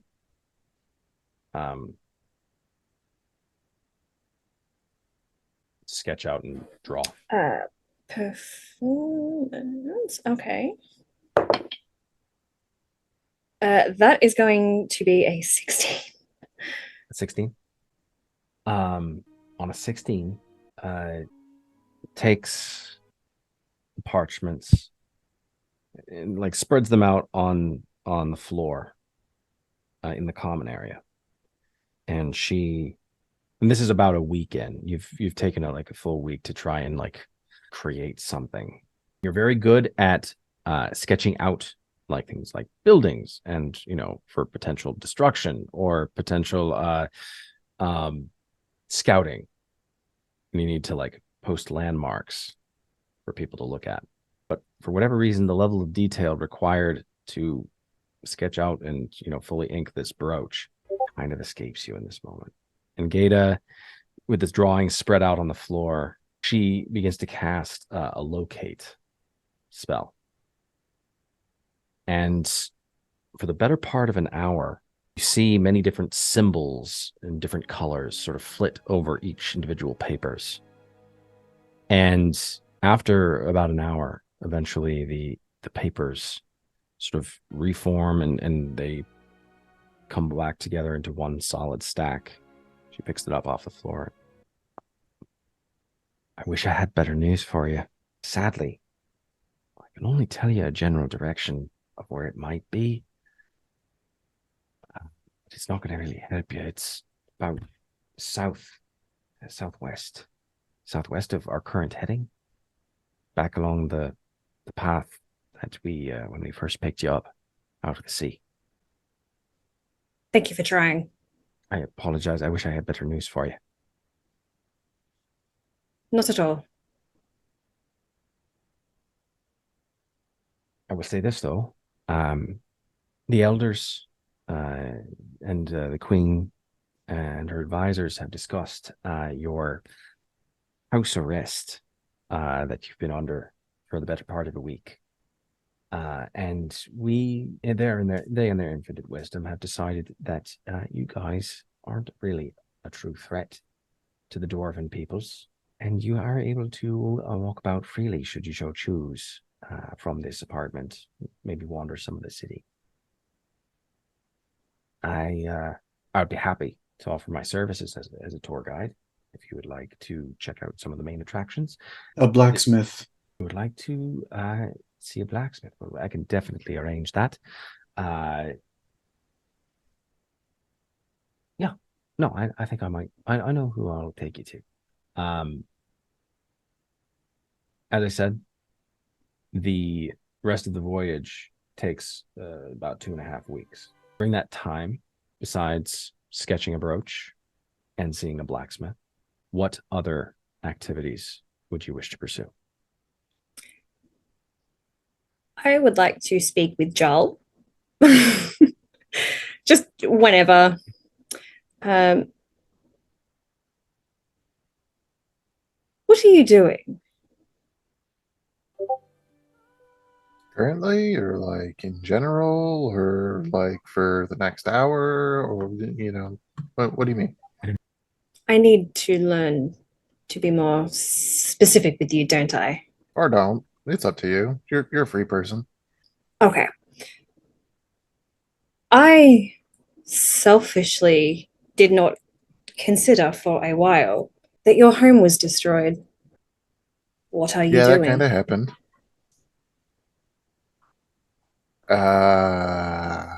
Yeah. Can't say I really haven't thought of it. I just haven't really come up with a good answer. What do you want to do? I mean, this group is kind of all right, if you ask me. Yeah, at the moment, I'd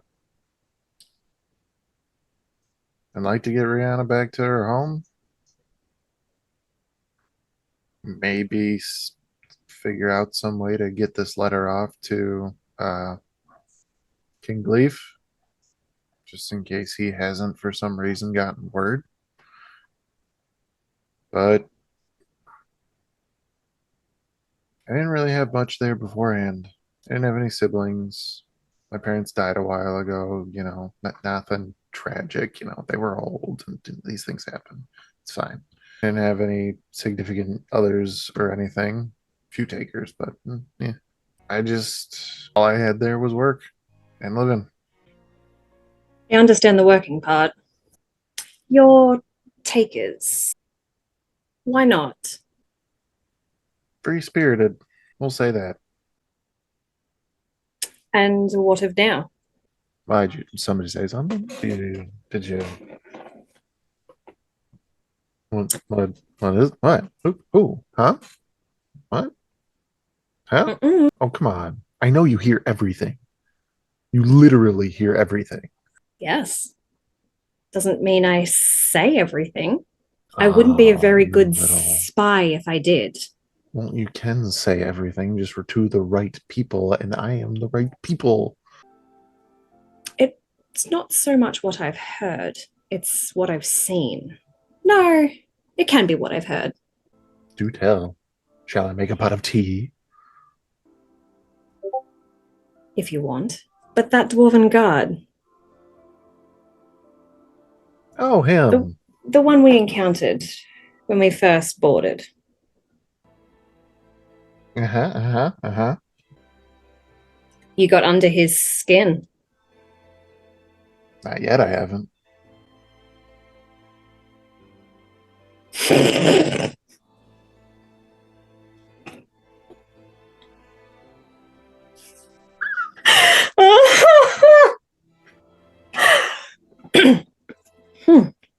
The bread scales flash for a sec. I've been reading. Scary. Why? Never mind. Continue. True. We are now free to leave this room. Yes. Gator. Yeah. Oh, no, this is conversation. Oh. Gator is taking Iva to a blacksmith, which means she won't be able to act as a tour guide. Perhaps you could ask him. Or am I overstepping and misreading? This is still very new to me. Yeah, you've mentioned that. Don't worry. We'll catch you up to speed. For seeing and hearing everything, there's definitely some that you for sure miss. I'm going to walk over here. We're going to see. What do I miss? Say what? I mean, What do I miss? What do you mean? What do you miss? Joel. I gotta take a long walk off a short pier. And Joel's gonna start walking out the front door. Yeah. And as he kind of because it's out the front door, there's that area where you can, start There's a walking around, and platform. there's the balcony. And there's a platform with railing on the on it, but in the center of it there is a basically a slot for the tram that when it ascends and then parks, it then can go backwards and then go down the side of the building and then re-enter the tram line. Joel's going to be walking out the door, and knowing that Nezga is a little upset, he's gonna turn around, walking backwards, look through the door, smirk and shrug. And as he just kind of says, what can I say? Free spirit.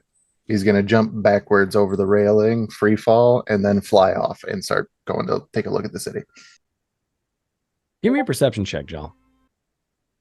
15. 15. As you begin your ascent into the sky, this is the first time that you've used your flying ability since you were struggling to stay aloft amidst the waves and the storm, trying to rescue Yanshu and Captain Zophie. The feeling of the sea air and just the breeze and the sound of the seabirds and smell the ocean around you. It reminds you, if you close your eyes, it reminds you of standing on the docks of Hord'n in Ashcaleen. Reminds you of home. Before you got any of your powers. And for the first time in a while, whether it was Neska's awkward way of asking about his home, or it was just the sensation of taking flight once more. You wonder what Ashcaleen looks like now. What home? You wonder about the people, the women that you considered, or they considered you, whichever. And you wonder about whether or not they're still alive. Whether or not King Gleef will return to right the day and bring peace. Very briefly, your mind reflects on the disappearance of the temples in the Starry-Nest district. But that thought sort of fades to the back very, very quickly as you sort of just really ponder the memories that you have of the city. And as you look down, you see that several seabirds have sort of like come into formation around you as you were flying above the city, moving with the city. And as you look down, you see that there are dwarves on some of the larger buildings looking up at you, sort of marveling and looking, pointing in your direction. You see below the intricate tram system that scales the entire ship. And you see sort of how the ship is being propelled through the waves. It's beautiful. It's beautiful to behold. And you honestly wonder how many people like you have actually seen the Dwarven city ships this close. And you imagine that the number is only a handful. Unless you have a specific destination of where you would like to end up. Jal doesn't have much coin at the moment. However, if there does seem to be a shop that would have something akin to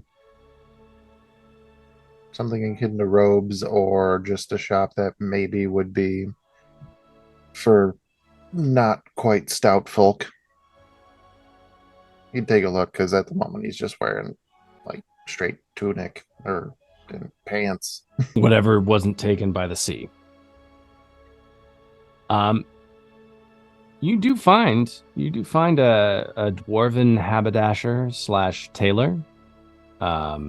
making very unique, very ornate, perfectly tailored robes. And you are able to get measurements for a potential robe that they would make for you. Jal would be upfront with them. You know, I came on this ship a drowned rat, and I got 3 gold to my name. What can you do for me?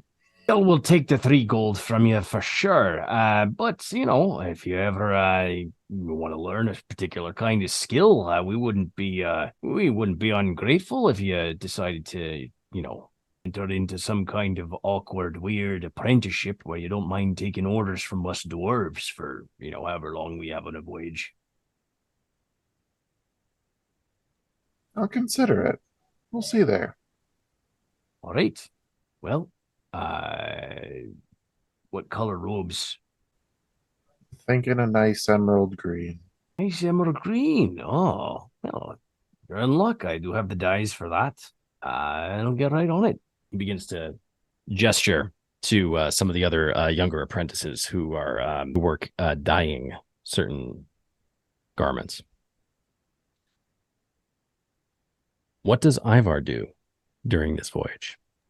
I would say that his focus during this time would be two-pronged. Definitely the blacksmith would be one of the destinations.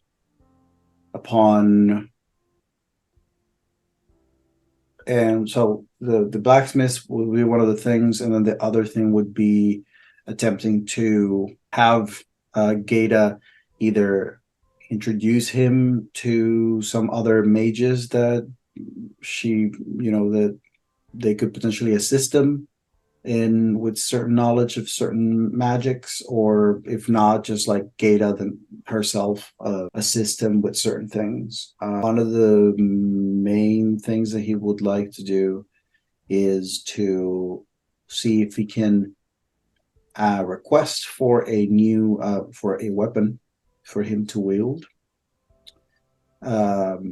Willing to put do whatever work necessary, considering the fact that he is not a man of coin and profit.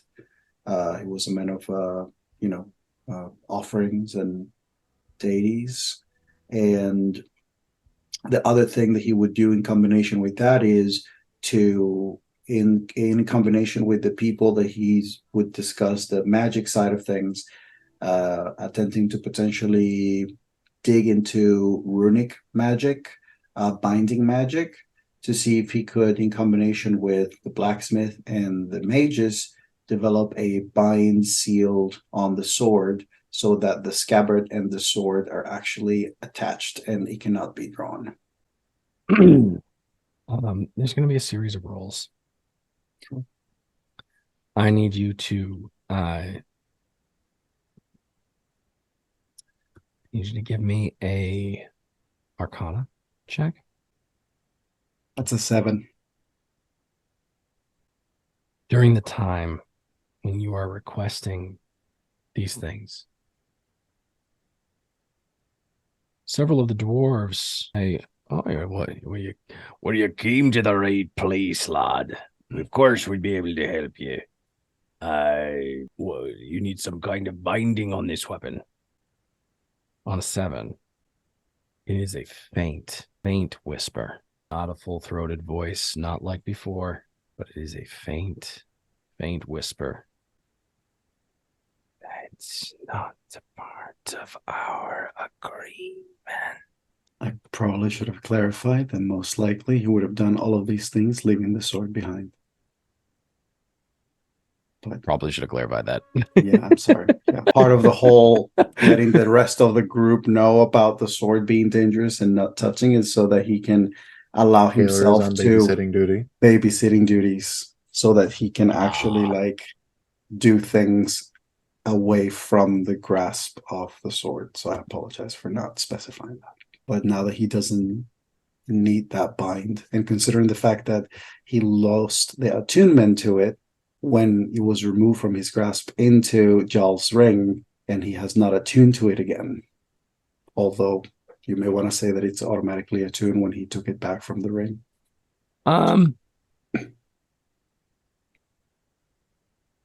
He hasn't withdrawn it from its scabbard back in the material plane. Nope. And I'm going to say not necessarily. We'll see what happens if he ever needed to draw it for any reason. Nesca, what do you do with the remainder of your time on this voyage? We've been stuck in this room for several days, or we're a week on. Yeah, my bad. Yeah, very you're cramped. full freedom to move around. Yeah, so since we were able to move, it had been several days, hadn't it? So we were able to get out and do anything. So feeling a little bit cramped, a little bit claustrophobic, missing being able to bask in the sun, and finishing reading up another book that hasn't really helped her. Maybe. I mean, give me a. I guess give me a straight intelligence check, not for the reading of it, but for the comprehension. Yeah, that's fair. That's fair. Intelligent. Wait, what's my intelligence +4? 14. 14. That's my number today. Oh my god. 14. So on a 14, these books are not page turners. Very much philosophical in their approach to things, material, subject matter that you're already not familiar with. Not to mention the fact that you're having to get the help of Gata to transfer or translate this, unless you speak Dwarvish. Oh yeah, no, I don't speak Dwarvish. And so, Jal speaks Dwarvish. Could I have requested Giles' help? Sure. In really fact, want I will allow. Yes. I will allow Nesca a reroll because I'll say you could do it with advantage. Okay. Yes, Nesca would have used it as an excuse to spend time with her new friends. She's trying to Well, that's adorable. She's trying to make friends. Now Jal is the filter for everything you're reading. I'm loving this. 14. That was much worse. That was so 14. Okay. Yeah, that was going to be a 10. So Jal, how malicious are you in your translation of the Dwarvish, or at least the interpretation in your translation for Nesca? Having somebody's romantic future in the palm of my hand. he just screws with her. I would say that Jal would do his best to actually translate what is being said, though in true Jal fashion, after reading like a certain quote or excerpt or something, he might pause and be like, now let me tell you why that's bullshit, and just like put his own little spin on a few things, just like, yeah, this makes sense, but like. And no, what is your they intelligence don't score, quite get it. Jal? 8. Okay. However, we're talking about emotions, which some would say is more charisma, and that would be 19. That's fair. That's fair. Emotions versus I would say that emotional Jal is intelligence. very much in touch with his emotions. Absolutely, especially willpower. So Just throwing that one out there as one. Nesca, as you using Love it. Jal as a translator for these manuscripts that you are reading, there is no passion in these documents. It is very analytical. And Jal's interpretation of these analytical documents definitely adds a lot more zhuzh and flavor to the reading of it. I'm not going to go so far as to say that it is entertaining read, but it is illuminating. He makes it bearable. Makes it bearable, exactly. Through the listening and just picturing Jal dressed in like emerald green robes, reading this dry psychological study, and in the same moment reading it in a very flowery way, while Nesca and him are just sitting on a balcony. Sipping on Mai Tais. just having a fun little girlfriend's day, and just reading about feelings. Jal, if he could, would probably ask Like, he would go through these books for Nezca because that is what she asked. But to kind of really maybe get the point across, would ask if there were any books in common that were like a romance novel, like purely fantasy, purely fiction, anything like that. Just like so that she could see it rather than hear it. Not that just came through the chat. No, young adult. I'm sorry, you were muted for like a portion of that. I say apologize. I say you should check to see if there are any bards who perform romantic plays on the ship. So first things first, you're giving Nezca the recommendation of a book, like a romance Well, I was novel. gonna ask it from either Gata or one of the guards, Yes. and then give it to her to be like, here, you just go sit down and read this, and I'm gonna go over here. Gata is helpful in this endeavor. She at first, when Jal asks her about it, she says, "Now, why would you want something like that?" I'm helping. Oh, Yeah. you're helping her. Yeah. Oh, I mean, yes, I'm I not. can definitely see why that would be helpful. I mean, I didn't Listen, want to this is- pry, but I mean, these books here completely Yeah, rubbish. like they're great. They're great for like the analytical the standpoint. Oh, absolutely. But you like a know, purely accomic thing. I mean, these we're looking for lads are practical. exactly. Yeah. I understand. So there is a whole section of our dwarvish libraries that are devoted to this particular kind of fiction. And I would be happy to peruse and perhaps pick my favorites for the miss, and then yeah, I'll bring them up straight away. She's gone for like 2 hours and immediately You would also returns. specify any in common if there is any. Oh yeah, of course. Yeah.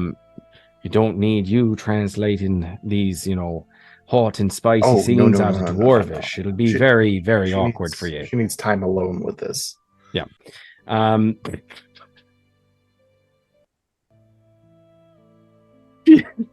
Gata brings back like I'm so happy. Brings back the her favorites, her top 3. It is the equivalent of now they're not all dwarvish. There's one that is dwarvish, but there are several others in common that deal with a variety of different races. And there's one with a half elf and an Aarakocra, and there's one with a half orc and a tiefling, and they all have varying degrees of spiciness, but they are. Gata says, I think that she'll find it very informative. I do hope she enjoys it.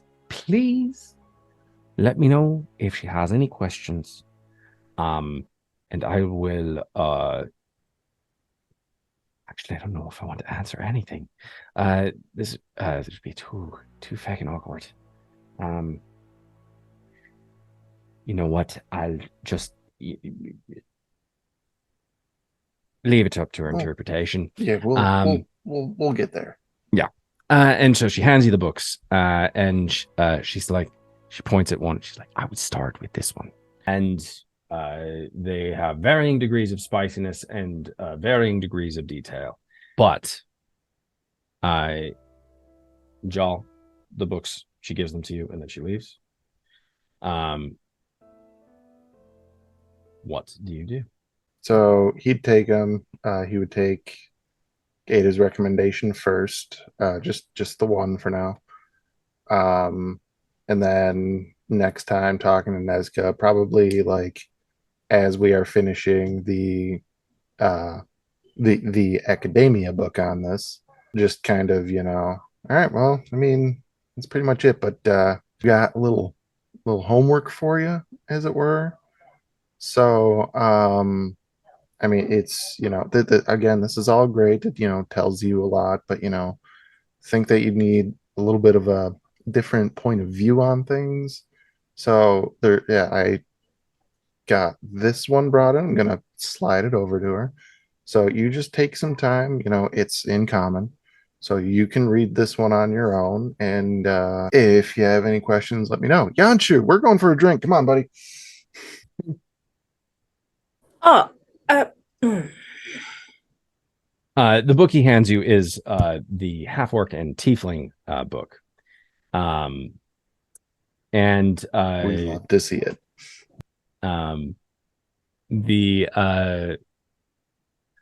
The front cover of the book has been it is very faded, but you can sort of make out just slightly the forms of an orc gentleman with a tiefling maiden or sitting almost picnic style by this body of water in a state of embrace. We'll just leave it at that. Yeah. Mhm. So then at that point, Jal and Yanshu go off for a drink, leaving Nesca behind to her studies. Oh, okay. I was hoping to. How long are you two going to be? How many pages was that book? Like 300. It's not that long. It's not going to take me long. A couple hours, probably. Ivar, you're invited too. When was the last time Ivor was invited for a drink anywhere? Oh my god. You're invited too, but you got to leave the sword at home. I'm afraid I cannot.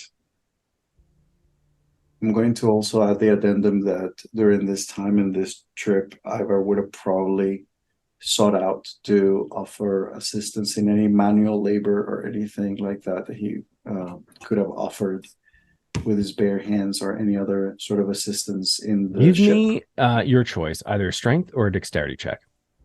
Strength. Okay. While you're rolling, as Jal leaves with Yanshu, he just shouts over his shoulder, "Square!" Fuck off.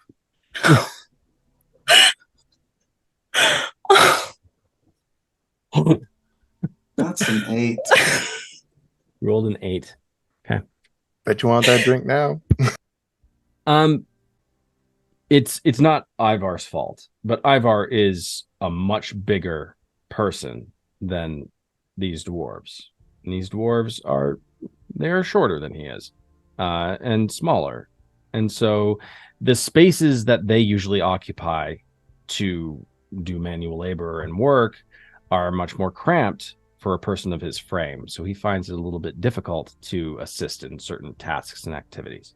Though, while an 8 doesn't give him accomplishment in a lot of these activities, there is a saying, it is the thought that counts.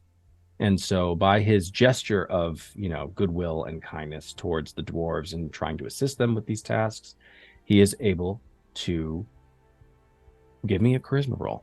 Just a flat out charisma? Oh, no. That's a 7. Oh, my God. They do take pity on you. And I take pity on me right now. They appreciate your gesture and your offer of help. It is just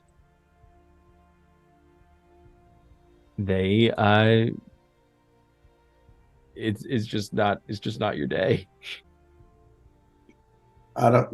Yeah. Okay. Ivar is not, he's not necessarily a conversationalist when it comes to like labor or anything anyway. So he would have been very like quiet and like sort of like just focus on trying to help.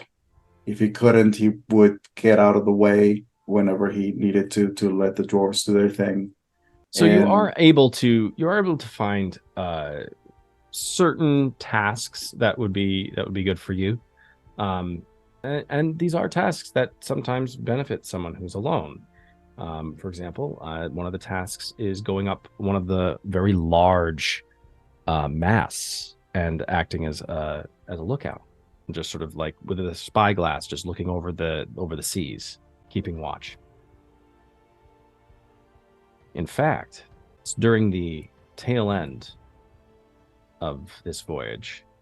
First, I'll unless Nesca and Jal have anything more that they wish to add. I had one more thing. Sorry, guys. Okay. She read the book and was like, I'm familiar with that. That's not a stranger to me. The whole alone time, that's new. She's going to take that in and sort of interpret her own date, try and figure something out. I doesn't want to make it too forward or too obvious that she's trying, that she's been learning and studying. So she approaches him during one of the days. It's been a while since we competed. That honestly takes Yanshu back a moment. You are right. What did you have in mind? You see that spire over there? Yeah. First there wins. Least amount of what's what I'm looking for? This is Taylor stuffing up. Commotion caused. So the first one to the spire, or the first one to the top of the spire? Let's go to the top. Okay. On your mark, get set, go, or do you? On your mark, set, go. Nesca takes off. Yanshu, this is going to be a series of athletics checks or acrobatics, depending on which one you want. As you take off, I need you to give me an athletics check. 13. That is a 14 for Yanshu. Yanshu, you have a full head start. Yanshu, like a shot out of a cannon, is very quickly able to make up that last bit of speed, getting all the way to you. And it is just as you are about to extend your hand to touch the spire that his hand goes right underneath yours and touches it first. We're at the spire, not the top. This is just getting to the spire. Okay, so beautiful. There's going to be a series of other checks to get to the top. Perfect. So this will be either at athletics or acrobatics, depending on which one you want to use. Acrobatics. Okay. All right. Full on grinning at him now. Like, God damn it. That's a 7. 8 on a natural 1. Are you kidding me? Oh my God. Describe how Nesca reaches. This is going about halfway up the spire, which is about almost 70 feet up in the air, this particular one. Okay. Just being smaller and that little bit more lithe, she's able to grab some of the smaller footholds than what he may be able to. And just that gives her just the tiniest edge because she can take a slightly riskier path up. So I get just ahead of him that way. Okay. This last one, this is either going to be athletics or acrobatics. This is to reach the top of the spire into the crow's nest. Not the one that Jal, or not the one that Ivar is in. Ivar is in one that is much further forward on the ship.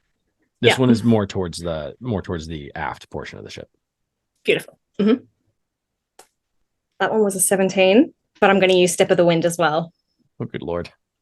That is a 9. Tell me he doesn't fall.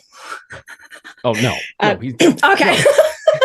No. You get to the top and are fully able to have a handful of breaths as you're staring out over the ocean. The sun is getting to the point where it's almost going to set. You can see Ivar off in the distance on top of one of the other spires looking out over the ocean. Ivar, give me a perception check real quick.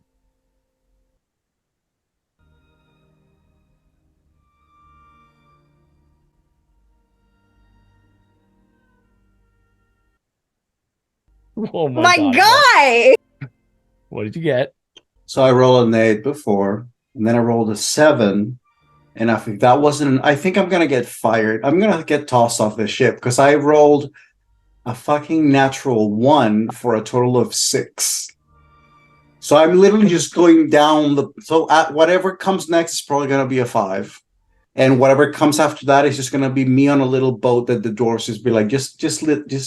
So you've been doing your darndest, but whether it was intentional or unintentional, when the dwarves gave you the spyglass, they neglected to tell you that there's a cap on the front of it to make sure that moisture and stuff doesn't get in. So when you first like hold it aloft and like put your eye to it, all you see is dark.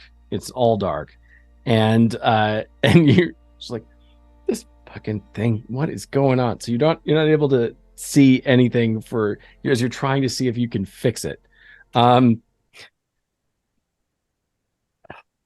I go and find the goddamn cursed sword, and I just seppuku. I fuck it. At this point, I clearly. Eventually, though, you are able to figure out. It just takes you a lot longer, for whatever reason, to figure out the cap thing, and you unscrew it off the bottom, and this fucking. If anybody ever wondered what moment was the moment that Ivar finally realized that there are no gods, this is it. This is the moment. In this brief interlude with Ivar does recognize that the sun is setting. And just for the hell of it, I'm going to have you roll one more perception check. I'll say you do it with advantage because you're doing it with a working telescope.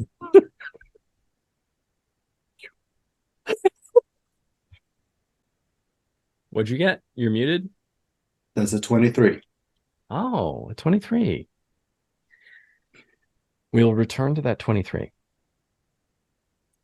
In the aft portion of the ship, on another spire and another crow's nest, Nesca, you're staring out over the ocean, sort of the wind in your hair, as you're able to sort of like take in the width and breadth of everything around you. And in the meantime, Yanshu, breathlessly at this point, feeling just a tad bit embarrassed, and just to hoist himself from the spire up onto the floor of the crow's nest, and is able to finally like stand and just breathing just next to you, just standing next to you, also just sort of taking everything in.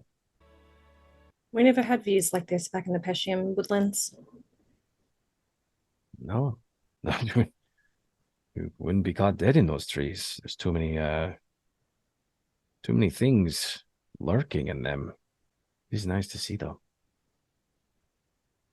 It's beautiful out here. I think that is the first time I've ever heard you say the word beautiful before. You're much more,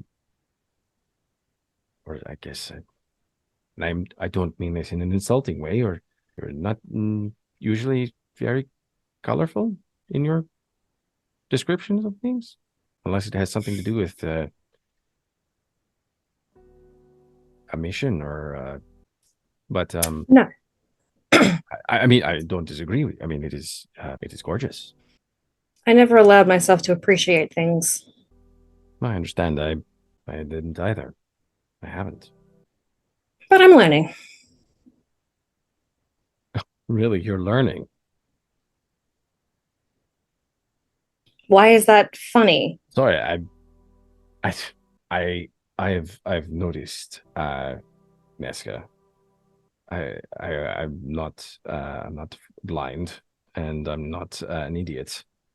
I've seen you learning. You've been reading a lot of books, and I can read as well. So I know what sort of things you have been passed to by Jal, and by extension, Geda. How do you find it? It's surprising that you can speak and read Dwarvish. Oh, I didn't say that I can speak and read Dwarvish. Jal likes to talk about things when we go out for drinks. The man just likes to talk. Oh, he is a gentleman with the gift of gab. Although technically not really, because that is technically a part, like a spell. But I said that emotions were new to me, and I wanted to understand them. I also wanted to learn more on Kalishtar to try and help Iva, but translating and understanding has taken up much more time than I would have liked. But it's been enlightening. And even my S's are starting to I have noticed blend this. more. I have noticed. Yes, they are not as sibilant is the word, I think.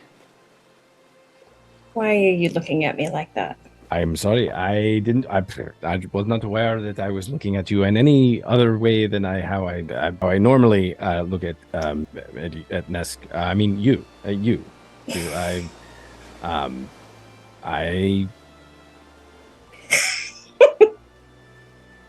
And then his voice just sort of like trails off as he just stares directly into your eyes. Stare back. Neska, may I? Yes.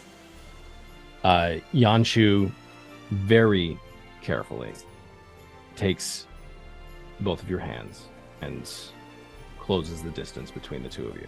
Still feeling very breathless from his the physical ordeal of ascending this spire and making it all the way up to the top, but having found that he is standing side by side in front of with the person that he cares the most about.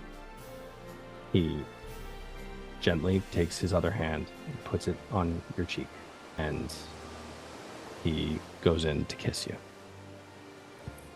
Neska leans into the touch and she closes the gap and meets him halfway.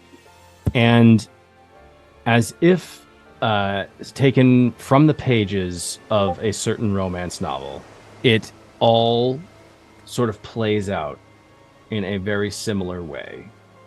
And Neska is surprised at how easy it was. Yanshu, on the other hand, his mind is almost completely blank. As this went way better than he could have ever hoped for. And on that note, we will return to the 23. 23? Was it 23 or 21? No, it was a 20. 23? On a 23, as you are scanning the horizon with your spyglass, looking out over the ocean, your attention as you begin to go through your quadrants, as you reach northeast, you see, far off in the distance, not just land, you see a massive, massive city. And you realize that through the spyglass, what you are seeing is the city of Brekka, which is the city that Rihanna calls home. And that is where we will leave for tonight.